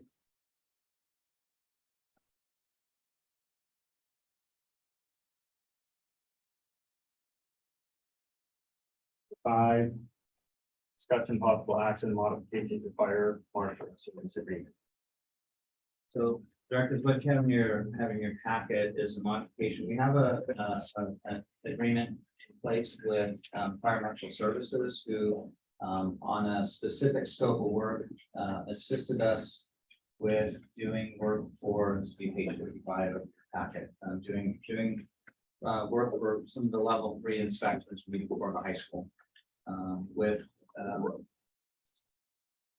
Deputy Fire Marshal Pettit's separation from the organization.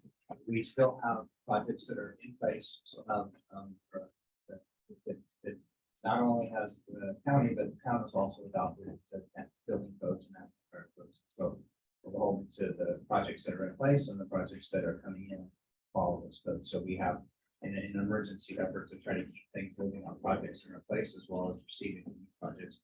Looking at doing a short-term modification to this agreement in place, which would basically expand the scope of work as included in see on page 6, which is exhibit A, the scope of work. In meeting and discussing with the Joe Jarmio, the principal for fire marshal services. The rate at $75 an hour that they had done previously, they really only do that for sort of stuff that's in process. If they're looking for us to continue and do the new work, there's a couple ways that they do that. They do this work for Sal, Berthoud, and quite a few other places where they have assumed the fire marshal. In short term right now, he's doing that because of the agreement that we have in place, just to pick up the pieces on some of the stuff that we have. The longer term solution for this is going to be further discussion with them to look at the different fee structures that they have in place for doing all of the receiving new projects, doing that, and also doing so. I think what we're looking at right now is if this is something that's going to have to be worked out completely with the board and with the Army of Fire Marshal Services. But he would be willing to continue to do the work until the board's had an opportunity to discuss some of the items that are farther down on the organizational structure that have implications on what money is going to maybe not be available based on the organizational changes.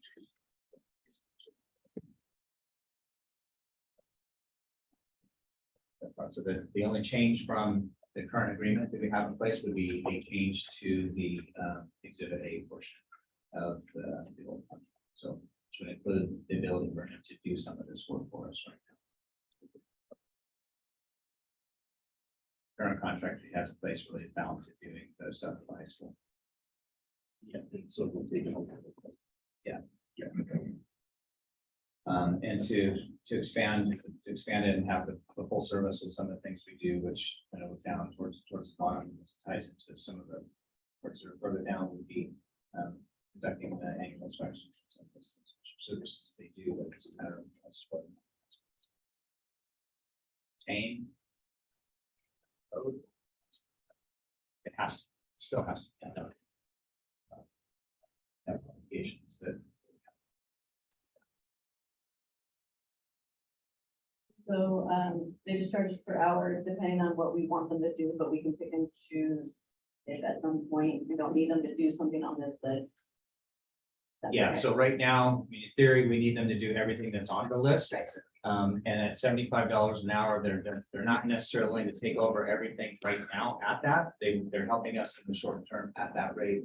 But the rate that generally they charge if they're just doing an hourly rate is about $115 an hour. But what they've structured in the places where they've done the full service for this, like for instance, with Berkeley, they take over the whole permit receiving process, the billing process, the collection of the fees to do that. And then there's no additional fees charged over the top except for anything that's sort of one-off or doesn't fall into that. So I think what would be more prudent for the longer term would be to have more of a formal presentation from them. That will in the short term now. We can be able to do this work that is sort of outside the current contract that we have. Formally let the contractors know that we're now this is our contact for those projects that are. So on, so we're gonna vote on. Asking them to, take off. Yeah, right. Yeah. So if, what I would say is with approval by the board, then a single point of contact would need to work just to make sure that they've worked out the potential changes in any other fee structure, and then that would probably come back to the full board for a full final approval of what that final contract is. Oh, so, yeah. Questions? To modify the fire marshal service agreement. All those in favor? Opposed? I'll let him know that that this has been approved, and then I'll just direct him to you through your email to be sort of the point of contact afterwards, and then work through whoever we want to sort of work with to share that information. So we probably. Right, yeah. By default, fall into point of contact, so.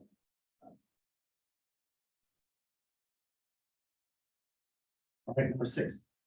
Possible action on organizational plan.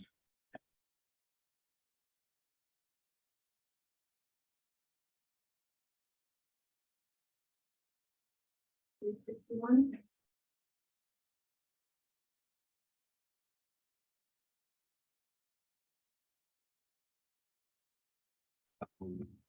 Discuss now or Well, the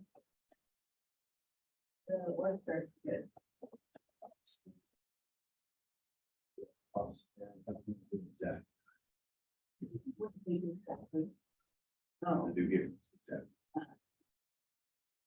the data entry for keeping, you know, I know. It's the higher level thing, right? Data entry is like AP and AR, paying bills, receiving the money, that sort of thing. And fire marshal. Clerical, clerical. We did, we sent out announcement for that, for example. Well, yeah, it wouldn't necessarily fit into some of the stuff we're talking now. The temp is really more a office administrative, it's just more at the level of some knowledge of Word, PowerPoint, Excel, maybe a little bit of just doing some entry of that, taking care of just being in the office to the front calendars, do some of that stuff. And again, I'll point out that the money allocated in the budget for a full year is $40,000. We don't have that amount available. Look at total personnel costs, just because the way the year started with, the reason it wasn't filled earlier on in the year. is because we had other people that were off shift and in light duty capacity, they were paying for their salaries while they were working light duty, and so those folks were getting other assignments to do. And so then, as that rotated back to line, it's kind of evaluating what we actually have left in personnel costs.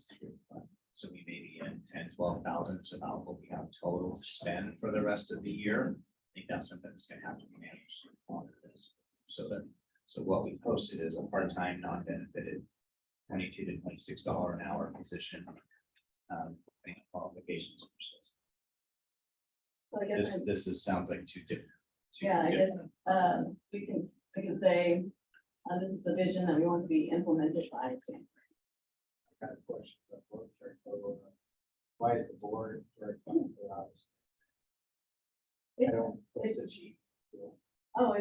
just the advice of or either or. It was just a thought. We can go either way because they're doing the board packets. So they would be talking to us about board packets. They'd be communicating with us. Just to have splitting the accounting to different people, just so that we can have purview over the finances. But it doesn't have to be that way. It's just a thought either way. It doesn't matter.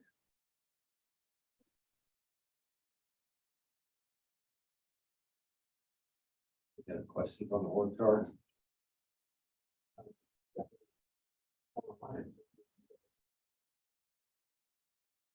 Because I think, and I think part of the thing to just to remember that from the general vice counsel on the board, just general board procedures is the board should not be directing any staff. The board goes to the executive officer administrator, and that executive officer administrator directs the staff. That's it. Employees, that's it. Overseas. Blurs the line. Question on why the chief has no direct association with the accountant. The board of directors clearly doesn't have the expertise to know what the department needs in the way of firefighting equipment, safety equipment, and any number of operational items. So why are you eliminating the chief from contact with the accountants? I apologize if it seems like that way. This is, according to our bylaws, who hires and fires. So the org chart is board of directors, according to our bylaws, hires and fires.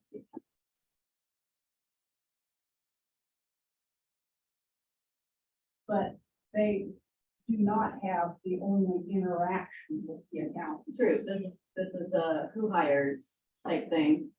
That obviously there is interaction with several people. So you are correct. They would probably be interacting with the office manager as well.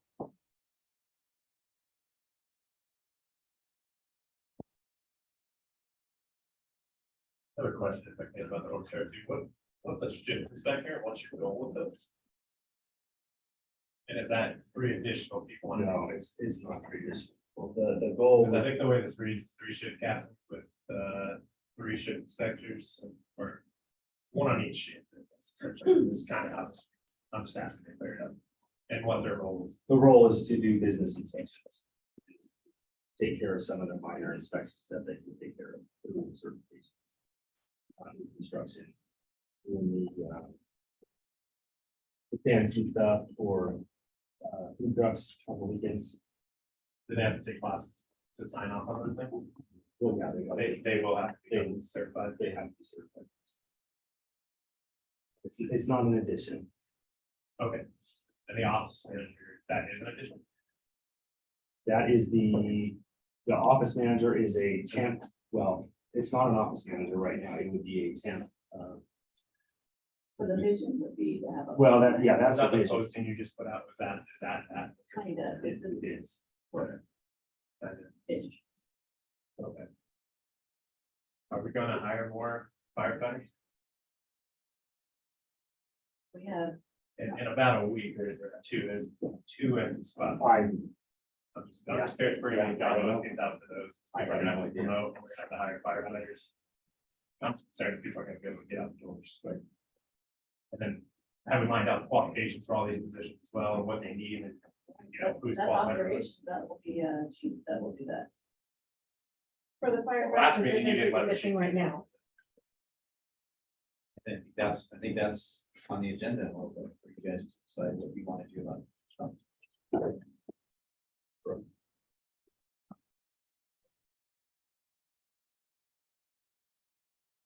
Quick question, so the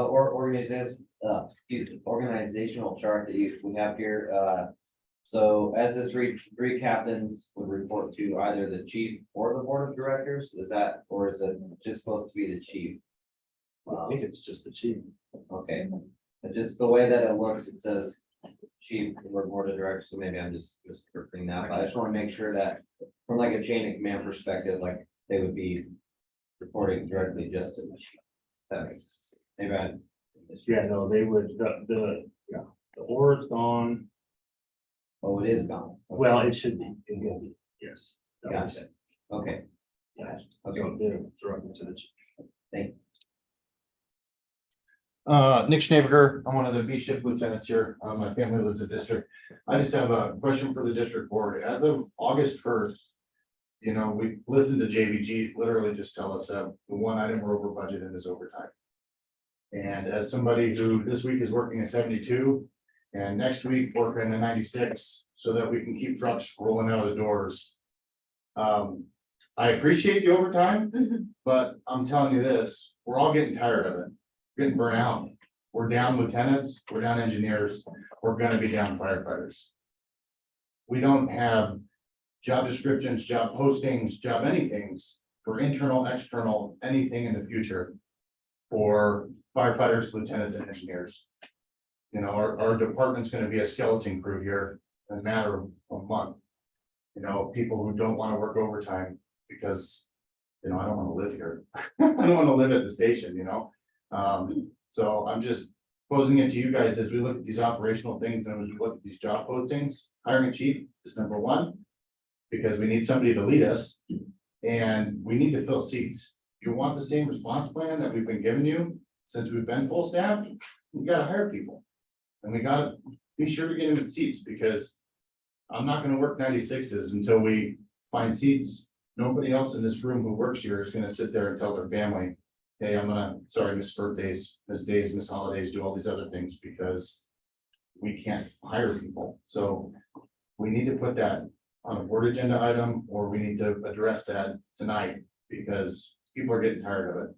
So, thank you. so why aren't we hiring people? We have job descriptions, but as last month's the new job description structure that was in place as far as which direction are we going? So we're going lieutenants, we're going. Qualifications, what are we posting? Ready to know what job descriptions we're posting the job, have job descriptions in place for all of the positions, but what are we hiring? Here, next, the organizational plan. Does anybody else have any questions? And I agree with some of the comments made. The chain of command looks very diluted. Yeah, It's kind of what it should look like. Should.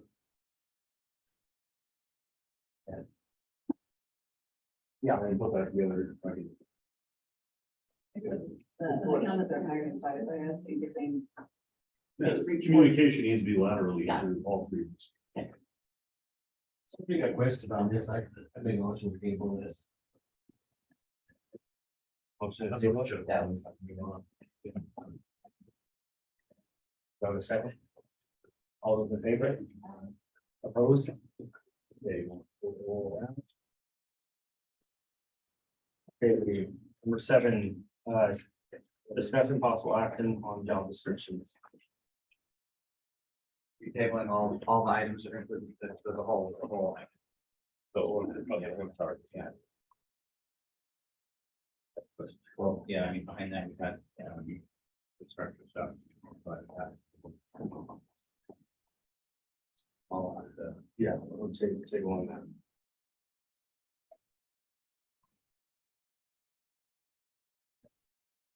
Seven job descriptions.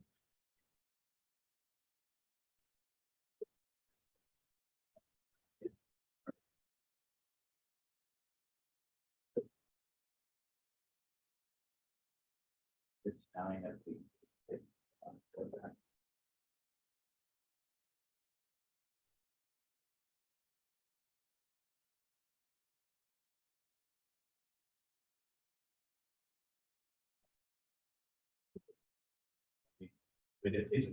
Yeah, I know, so there's the. It's the one that was had before. Last one's like, yeah, last one. Does anybody have any questions on those?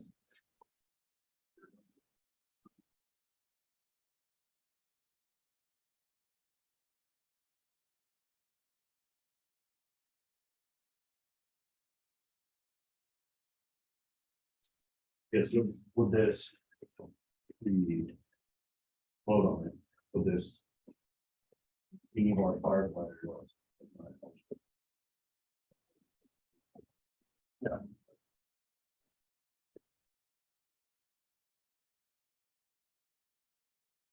All right, any other questions? What was the question? I just asked if certain people that sit in certain positions right now, if they don't have all these current qualifications or the minimums, or is that gonna allow them not to be employed? Yeah, they said, no. I have a question on, the, proposed, I'm not sure if this is the right time, but the pages 61, 62, 63. On pages 62 and 63, I don't see, or actually, I'm sorry, 63 and 64, I don't see the fire chief wage in there. Am I just not seeing it? Is it included? We tabled that. What you're on, we're on the next thing, Oh, thank you, okay. and it's under admin. It is, okay, thank you.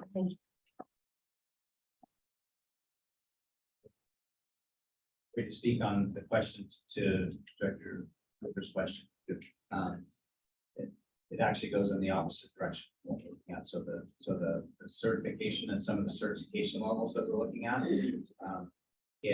NFPA 1001 is what our standard for professional firefighter qualifications. So firefighter 1 and firefighter 2, some of these things, and what we're looking at actually degrades the current certification qualifications we have in place for job descriptions, which is some of those minimum qualifications that we would expect firefighters, and we look for firefighters to get in the probationary year, all the way up to. So we talk about in this one, the way that you're describing it is the grades of firefighters. So grade 3 being the lowest. So grade 1, it looks at things like a firefighter 2 certification for a firefighter, not being required at all to continue their employment. It would only be required if they wanted to reach all the way up to grade 1. It would be after the way it's set up to get to grade 2 is already a year in rank. So a year in rank before do that to get to grade 2, and then firefighter 2 certification. So hopefully get that. And I think even for driver qualifications, it's not requiring somebody to be a fire engineer to have the state certification standards that have been adopted in almost every other paid organization, not just paid organizations, but the majority of other organizations here. Driver offer utility or driver offer. So those fall far up into those ranks. For the officer level certifications, now they have to have officer qualifications to be in this. The concern that I have, the concern really is the board looking to formally adopt job descriptions that don't then meet NFPA 1001 qualifications in a formal manner. And do our HOA responder partners understand that that's the goal of the organization is to recruit and to hire people at that level. It's just it's more of an overall, I guess, an overall question. You think of what stuff we're looking at, how we're preparing what we've done before, what we're preparing what others do. Are we doing that? I speak to at least a group of our folks that work hard to get those certifications and to be in a place where we're not pressing and not valuing. I understand that in the grade pay portion, that's where we're rewarding that. It's that understanding of what are we adopting as our core principle for recruiting, for hiring, and employing. It's that understanding, making sure that we understand that we're looking at firefighter safety, public safety, are we looking at and valuing certifications as they tie into what makes something qualified? Or are we saying qualified without having certification? That's the appearance of this. Well, yeah, there was nothing in place. I mean, talked to multiple departments, multiple people on the department. And this is something they wanted, was a grade structure. Okay. And so this was just the basic, get started. And then hoping the chief would reevaluate this every year and add more to it to get everybody else. That was cool.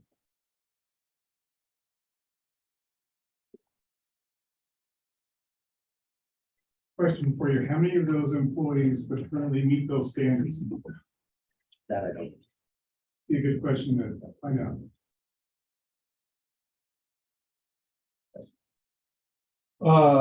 Yeah, the answer to that, unless I'm misspeaking, the answer to current staffing that meets those, the standards of NFPA is 3. Looking at this, we did bring this to a vote. It is the expressed desire, recognizing this is actually where we're currently at, regardless of what we've posted for job descriptions, whatever we've done. This is where we're currently at with when we've promoted people, when we've hired people, when we put people through the ranks. This is where we're actually at in what we're requiring, or what we have required, what our people in the seats currently possess. It is the desire of staff, being the local portion of staff, to have it adopted, and we in full support of this, but also we would like it to be annually increased to where, as you view it now in grade 1, being all the certifications at the beginning, or I guess it'd be the middle of 2024 if it's adopted now, grade 1 now becomes grade 2. 2025 middle, grade 1, now what's grade 1 if you adopt it today would now be grade 3. So basically what this creates in our eyes is a progressive plan to actually get to where our desired end goal of full certification on every level, while recognizing that that's not what we have historically done, nor have we held that standard at any time. The only problem I see with that is, guys coming in, changing on them, and they're not gonna be able to get the lower grade, that work hard to get upper grade. Sorry, say that again. See what I'm saying? So if somebody comes in, you change a grade 2 to a grade 3, he was halfway there, and you change it on him.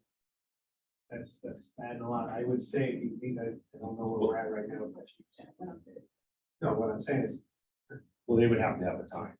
On that. When you change it, it would have to come up to date. Provisional certs. I wanted this.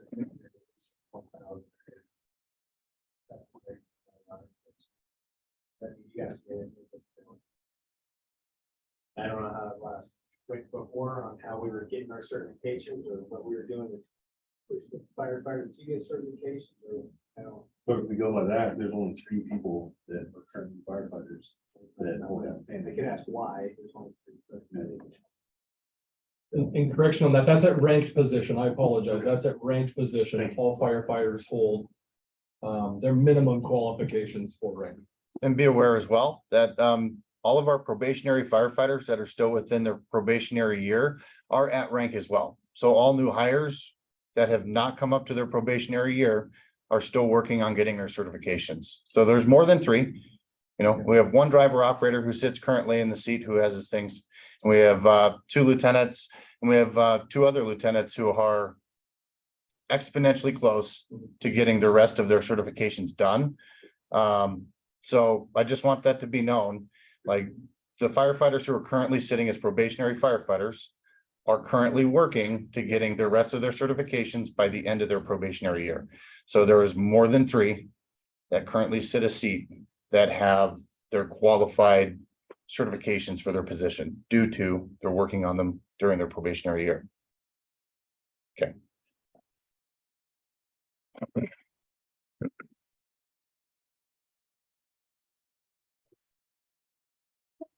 Ask, to, that before these are finalized, to please correct the spelling of licenses, mathematics and knowledge in every single one of them because.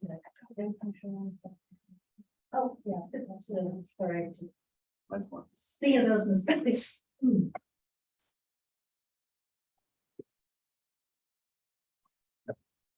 All right. So I make a motion to accept the job description. Listen.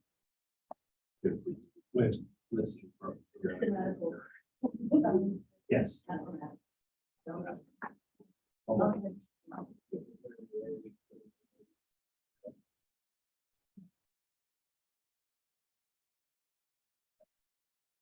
Well, we're gonna stop.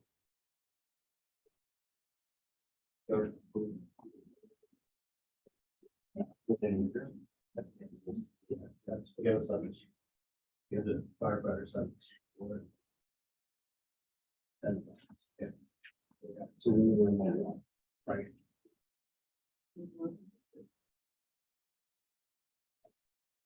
So change it with the change. Where they upgraded your.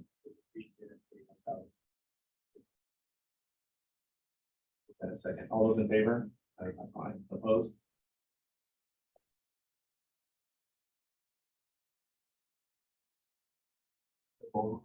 Yes.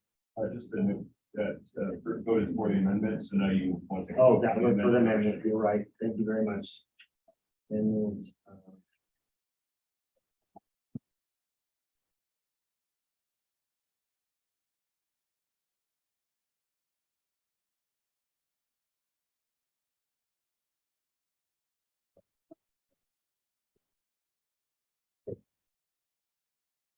I would like to make a motion to accept the job description.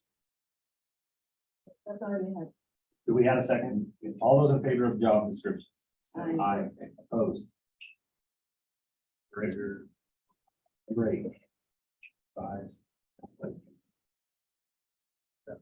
Last.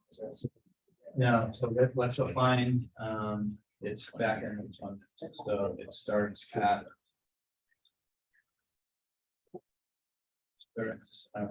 Page 182.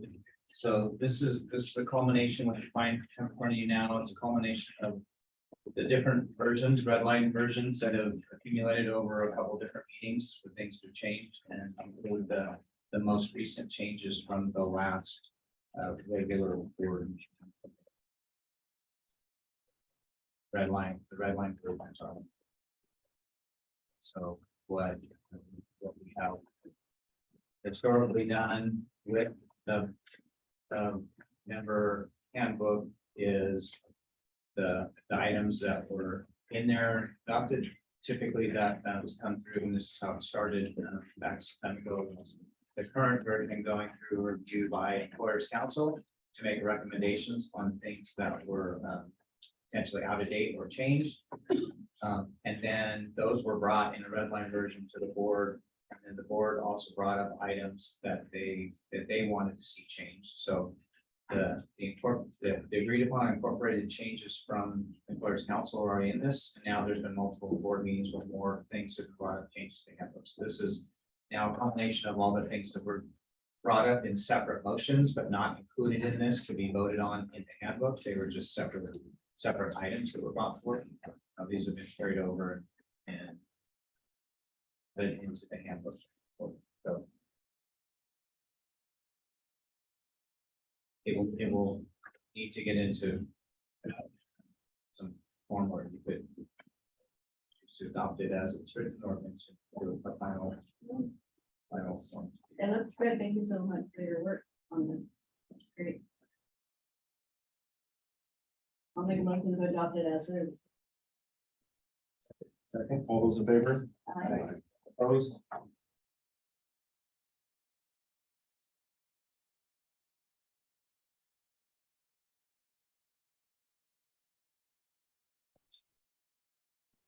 That's to the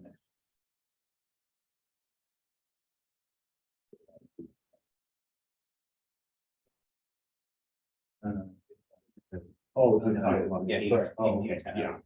Something like that. Oh, no.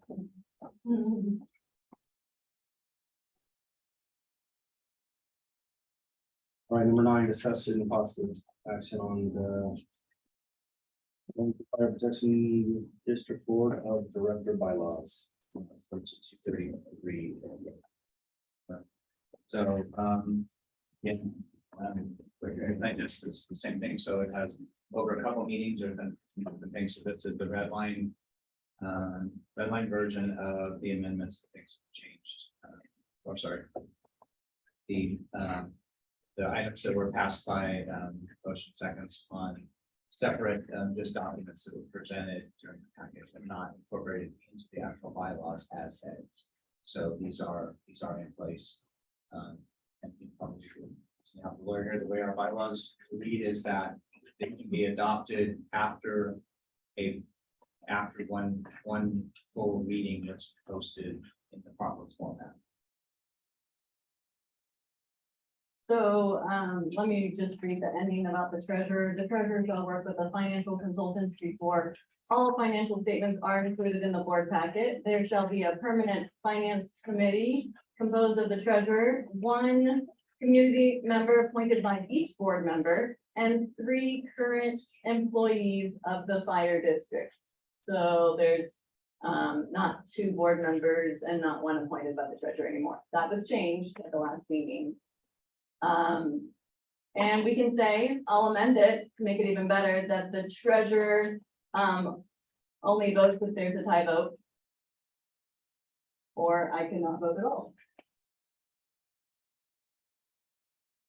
But I was just going off of Berthoud's finance committee and in our bylaws, I think it says that the treasurer chairs the finance committees. Correct. That's in there, and that was not taken out, because that was not asked to be amended or taken out, so this just got added on to the end of what. So page 238 for that, part, so 6.12. I think what we had is just called it a state statute, so. That's. But yeah, I'm fine with, if you wanna just, I could just be the lead, I the chair of the meeting, it says, but cannot vote. If they're concerned about it being independent from them. Oh. Sorry. Go ahead. On that, I literally took notes on that, so you'll have to excuse, I'm usually more organized, it's been a busy week. On the finance committee thing, just in watching over the last few years with different community engaged committees, I think it's important that the treasurer act in a board advisory role only, not as an actual active member of that. To answer questions, to report back to you guys and things of that nature. But one of the things, like the town moved to take trustees off of planning commission and board of adjustments because it provides undue influence and one board member has more information than the rest of you when you're voting on something, but in a liaison position, I think that's okay, because obviously if she votes for something or the next treasurer or whomever, she's gonna also be advocating for it in your meeting, and that it's a gray area according to lots of legal opinions that I've listened to in the past. So I would encourage you to not, or to make some of the changes that Christine's now suggested. I would also encourage you to include your chief and maybe even your admin, depending on their role. At least at the meetings, helping to facilitate those meetings and things of that nature. Again, the chief's gonna know, or an administrative person, depending on what direction you guys go on that, is gonna have a better understanding of the needs of the department from a chief standpoint, and the desires and wishes of the board if that person is working with you guys to actually carry out your operational wishes rather than you guys carrying that out. So I just wanted to point that part out. I have to be totally off the subject because they don't have to listen to me anymore. On your excessive absence thing, it's actually in Colorado state statute exactly what that excessive absence needs to be. I would suggest that you use that wording, reference the Colorado state statute. There, that way, if the statute changes, which it has, you're still in compliance. But it does actually outline for special districts, for board members, exactly what that needs to look like. And that way you don't run into any issues. And then finally, and I'm not sure if this was in there or not, I feel like it was about your compensation. Board members by statute, right? Board members can be, that were on the board before January 1st of 2018. Have a maximum yearly amount of $1,600. And that's at a maximum of $100 per meeting. You don't get paid if you're not here. Excused absences don't. So if you guys end up having a lot of meetings like you have to have right now, you could hit your max beforehand, and that needs to be in your bylaws.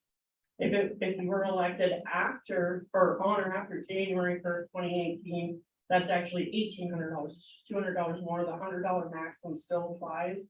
But by staying in compliance with Colorado revised statutes around special district boards, you guys are not going to run afoul unintentionally. So I would highly recommend that you have the wording from that statute or from both statutes incorporated into your bylaws. I thought it was in there, so forget the $100.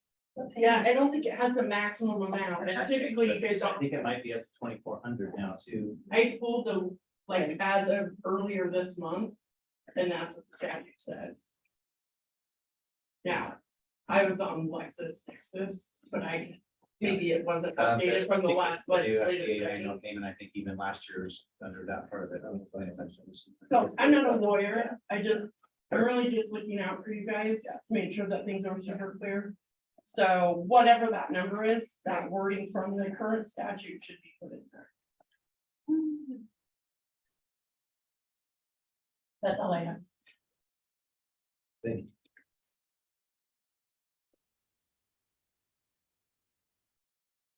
So, let's change. There shall be a permanent finance committee closed of. How to phrase it, treasurer liaison who doesn't vote. Trying to be, sure, trying to get this under, the chief's gonna come up with a budget, the chief's gonna come up with a budget, and you guys are gonna go and pick through it. Is that how you're, I know this going, because he knows operations, but knows everything that we're spending on. Fortunately, the town don't know that it costs so much for this or that, but I'm just kind of The curious. transparency piece given the past is why this. Well, we can let you look at it, we can look at it any time. I mean, the budget's out there. I understand, but I'll give you an example. Last year, you all presented a budget in this meeting that had to be approved that day because of your time constraints. Which if you guys set a target date of say September, your September meeting, then that gives the opportunity for community input before you guys say, well, we have to pass it, you're not gonna listen to what you have to say, which is what happened the last time. There were budget options, they weren't discussed. And the previous board chair said, we don't have a choice, we have to do it today because of statute and the way it's outlined that you have to pass your budget and have it presented to DOLA within 30 days or whatever it is.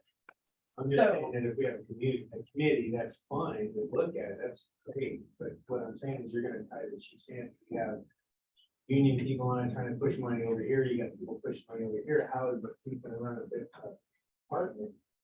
When, I mean, yeah, first things that is discrepancy in the town sees it or something, yeah, that's great, but what I'm saying is I'm just trying to keep it from getting into a muddy fight mess. Well, I don't think that the finance committee has that kind of power. They have the power to advise, ask questions, transparency. If something looks funny that's not within budget next July, then they're asking those questions and they're helping you do some of this policy work that you're really not equipped to do through towns or through the department staff, because there's nobody. Yeah, it's the board is still doing the budget, or the chief is still doing the budget. It's just like with Christine on the town's finance committee. It's an extra set of eyes saying, hey, did you know you're over budget on this? Did you know that you're 75% spent on this when you're only budgeted for, 50% of the year? It's those things that unless you have someone watching it, it's just to bring it to your attention so that you can fix it. I think one of the things that JVG suggested the last meeting to help frame this language was part of maybe the earliest task of the finance committee is to work through the rules and roles of what the finance about this. And ultimately, if you guys don't like the bylaws, they come over. We want you to revise this, it's not like you don't have any, but ultimately you guys have the ultimate say in everything. But I think it's helpful, the town brought on a sewer rate roundtable at the end of 2021 to help solve a sewer rate issue that the town and the trustees have been fighting to solve.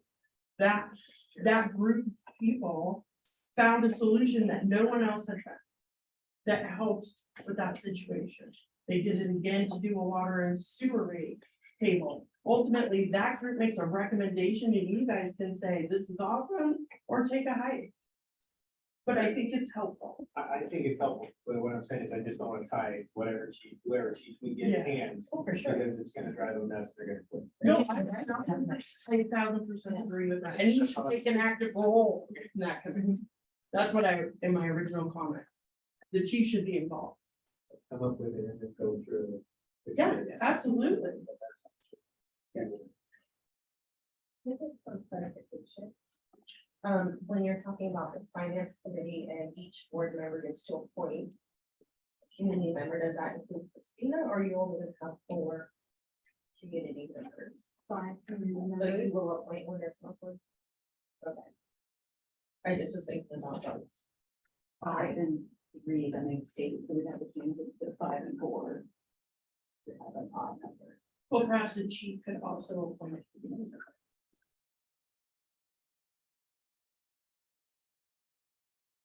Get creative to get to an odd number. Well, isn't it the 5, isn't it? Well, she is Yeah, not no, voting. It It's would the be- 5, yeah, it's it'd be 5, 7. 5 board members. Plus 3 is 8, plus you're on it, so then you would only vote for tiebreaker. Or for thought, right? So that's- Or, yeah. or I did not vote at all, and we just had another person. Or employee, and so then I don't have to vote, and it's still an odd number. But I guess it's a thought process. It's the bigger you get, then the more people you're trying to get together for committee meetings or to, yeah. What is great. Or keep it together.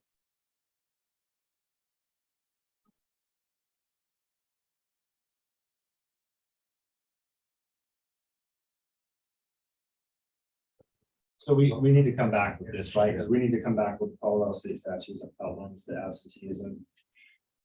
Where is it? What's the title, title 32, what's if you go to like, I think it's like 900, 901, then you can start, that's kind of where I think the board of directors stuff is, Right, and if I recall. which one is it under? Let me look and see. I might be able to tell you. It's 905, I think. Vacancies, got it. Or maybe not. I sure will not forget, because I was trying to move it.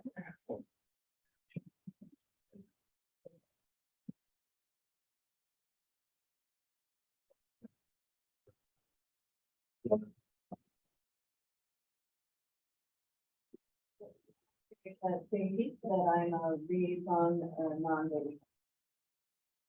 The thing, the next edition, that revision is the. Oh, it says, I just do compensation app. So there are some things about compensation now. I think we're just for this.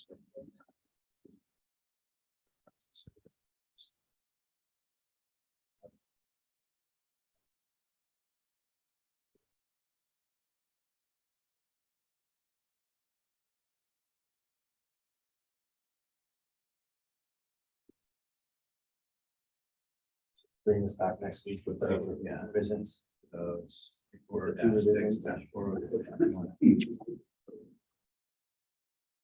Well, I mean, that's.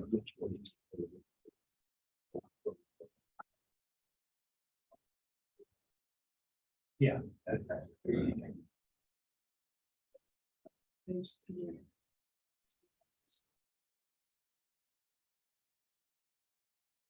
Okay, we'll table this for next week. What do you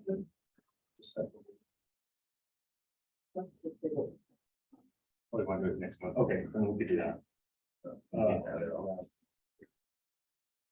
August, okay, we're gonna table this to August.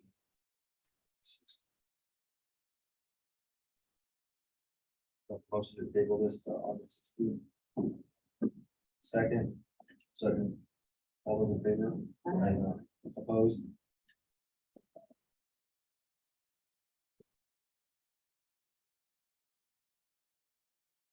Other items?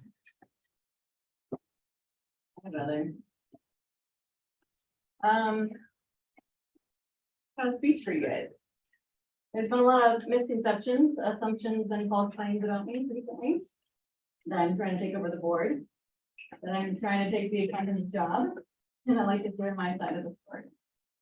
I'm allowed as a board member to talk to other board members one-on-one about district business according to CRS 402.2.G. All members of a quorum of 3 or more members of any local public body at which public business is discussed shall be declared a public meeting. I'm allowed to strategize and plan with another board member. I'm allowed to reach out to the union president to get feedback on my ideas. According to Robert's Rules of Order, it takes 2 people to motion for an idea to be discussed and voted on. Therefore, if I have an idea that I want to bring to the board, I need to discuss that idea with another member of the board and get feedback and support so that idea can be discussed with all 5 directors at the public meeting. As far as the May special meeting that was unjustly called. Engine 16, UCH 212, unvoted medical, Harvest Farms, 4240 East County Road, 66. Map 1903. As far as the May special meeting that was unjustly called shady, was done according to proper procedures. The special meeting was posted to the public and emailed to all directors 24 hours before the meeting. So not only did all directors get notified of the meeting, but I also reached out to Director Myers via text the prior Sunday to see if he was available to attend. Just because I'm doing things differently doesn't mean doing things differently than the way they've been done in the past 10 years doesn't mean it's wrong. I like to brainstorm. I like to throw out ideas. 9 out of 10 ideas will be bad. Don't get mad at me for throwing out bad ideas as part of the brainstorming process. I've asked questions such as, can we move our pension money to another company that has higher rates of return? Or I've thrown out ideas such as staffing minimum of 3 line staff. For thinking outside the box and brainstorming ideas, I've received a lot of hatred Did we move the pension money? Did we reduce staff to a minimum of 3? No. Because these are just ideas that were thrown out there, and the feedback I received was that those ideas do not work in our district. I have not tried to implement those ideas. But to say that because I'm the only one bringing ideas to the board, therefore I'm trying to take over the board is just ridiculous. We're all allowed to bring ideas to the board. The fact that other directors don't doesn't make me the bad guy. I'd like to have a good working relationship with this board and the public, and I'm open to brainstorming and thinking of ways to improve our district, where constructive feedback is nice instead of the same. I welcome nice feedback to my ideas because that's just what they are. They're just ideas I'm throwing out there to solve a problem that I see. As far as our payroll, I do not know the ins and outs of our payroll because I'm not involved in operations. I look at the financial report. As far as me wanting to take over the accountant's job, that's simply not true. First of all, it's illegal for me to be an employee and a director at the same time. I offered to use my bookkeeping skills for free to help the district survive and continue to run while all our admin is quitting because I care about the district. Once again, it was claimed that I'm not allowed to help with the bookkeeping, which is simply not true. Here's the response I received from legal counsel. If you have experience with this type of work, it would be fine for you to assist in the interim while the district finds a new accountant. I would recommend that everything be done in a transparent way. And if you are the person issuing the checks, I would recommend that other directors be the signatories, end quote.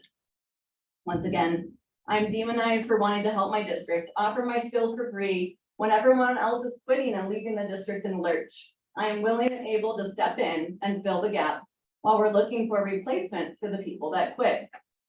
I've been unjustly claimed that I am seeking more power to control the financial reporting and want to hide things from the public.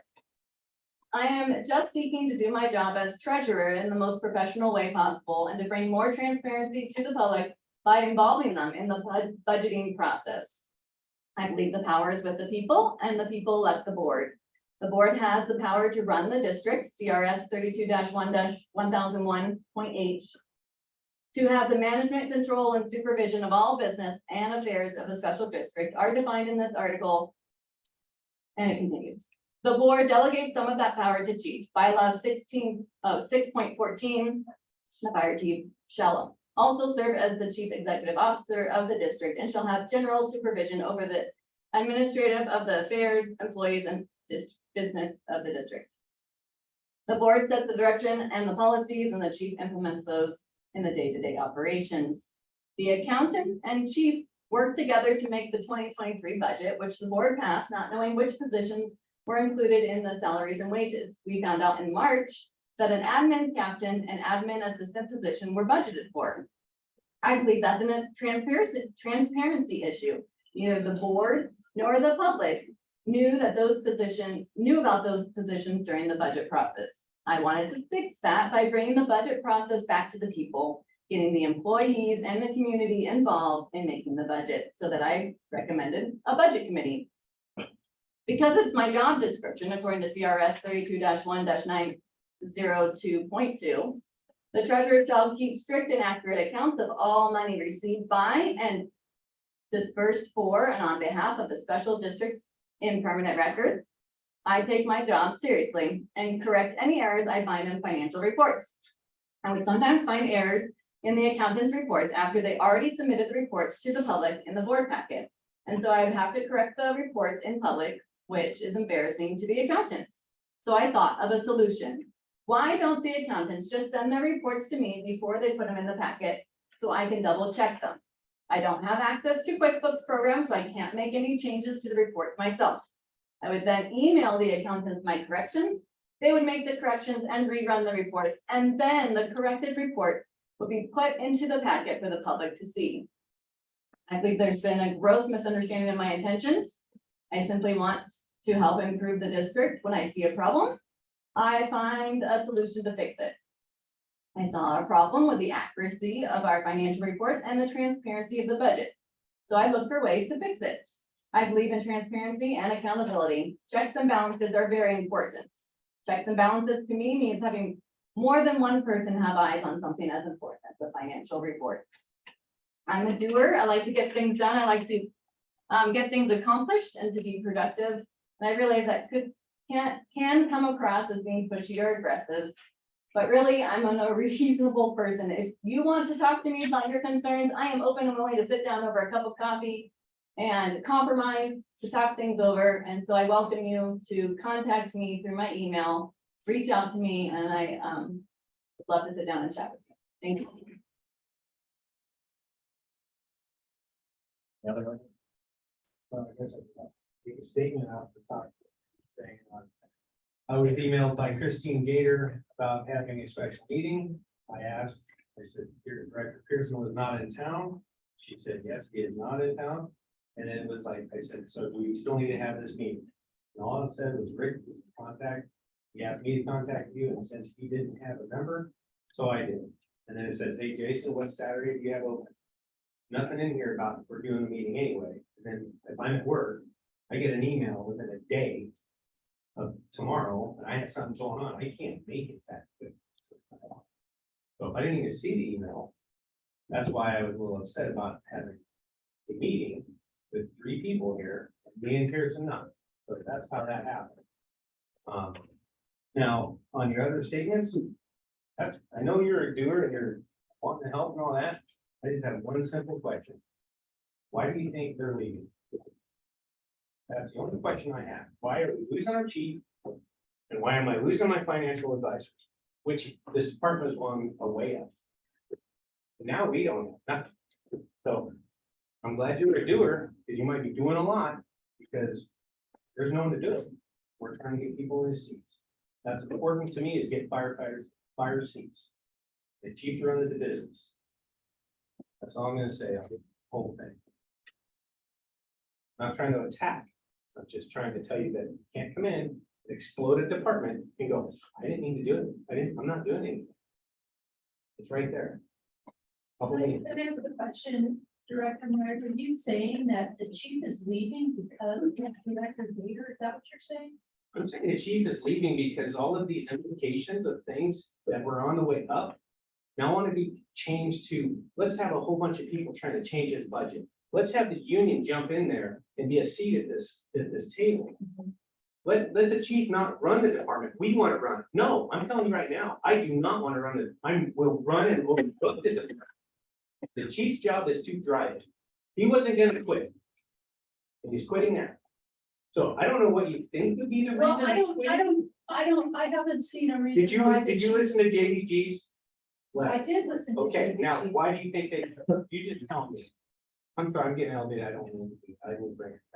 So yeah. You I do. I voted for you, buddy. And honestly, I'm like a little disappointed with your decorum.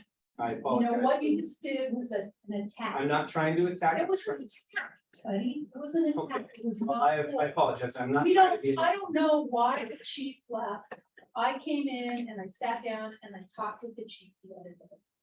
We had a very good conversation, but he never really came up for air as to why. I think you guys need to do an exit interview so that you can figure out, you know, how to improve, how to do better, how not to make, you know, the same mistake, whatever. You guys need to come together, you know? And what you just did is not coming together, in my opinion. He was also responsible for defending. Did he need to defend? I was brought into it. Kind of wanted to explain why I wasn't here for. a Okay, special I'll meeting. I'll give that to you, but Thank you. And I will apologize. I don't mean to be attacking. I do understand that you guys don't realize how far back it's going. And I'm trying to push it out there to the people to say, you did vote for me. And I did say, I will not let this department go bankrupt. That's all I said. So I'll leave it at that. I would love to have a personal conversation with you anytime. I mean, I would we'll love do that. this. Any other? I have one other for you, just for the board. Haney, our auditing firm, has finished the audit as of yesterday, so they were seeing it really more like as of late last night, and they were hoping to be able to bring that to the board. So they would like to come to the special meeting next week to present the audit to the board. That would allow the board and the audit to be filed before the end of July, which meets the requirement. They don't have to do an audit extension. So if you're willing to add that to your special meeting agenda, he will come stand prepared to make the presentation of the audit. From audit to the board. Do we need to? You can just add it. Yeah, I don't believe you need to have a vote, but on the agenda, that's when we have that. Thank you. So then we got calendar items, so we do have a special meeting next week. That is Wednesday at 5 o'clock, or we got a couple items on it, you know. Things for basically for the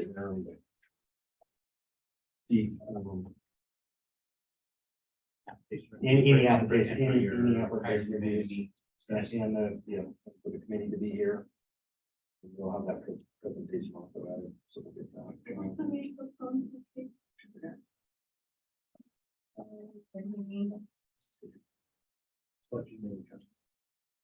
Oh, Thank you. From stuff, isn't it?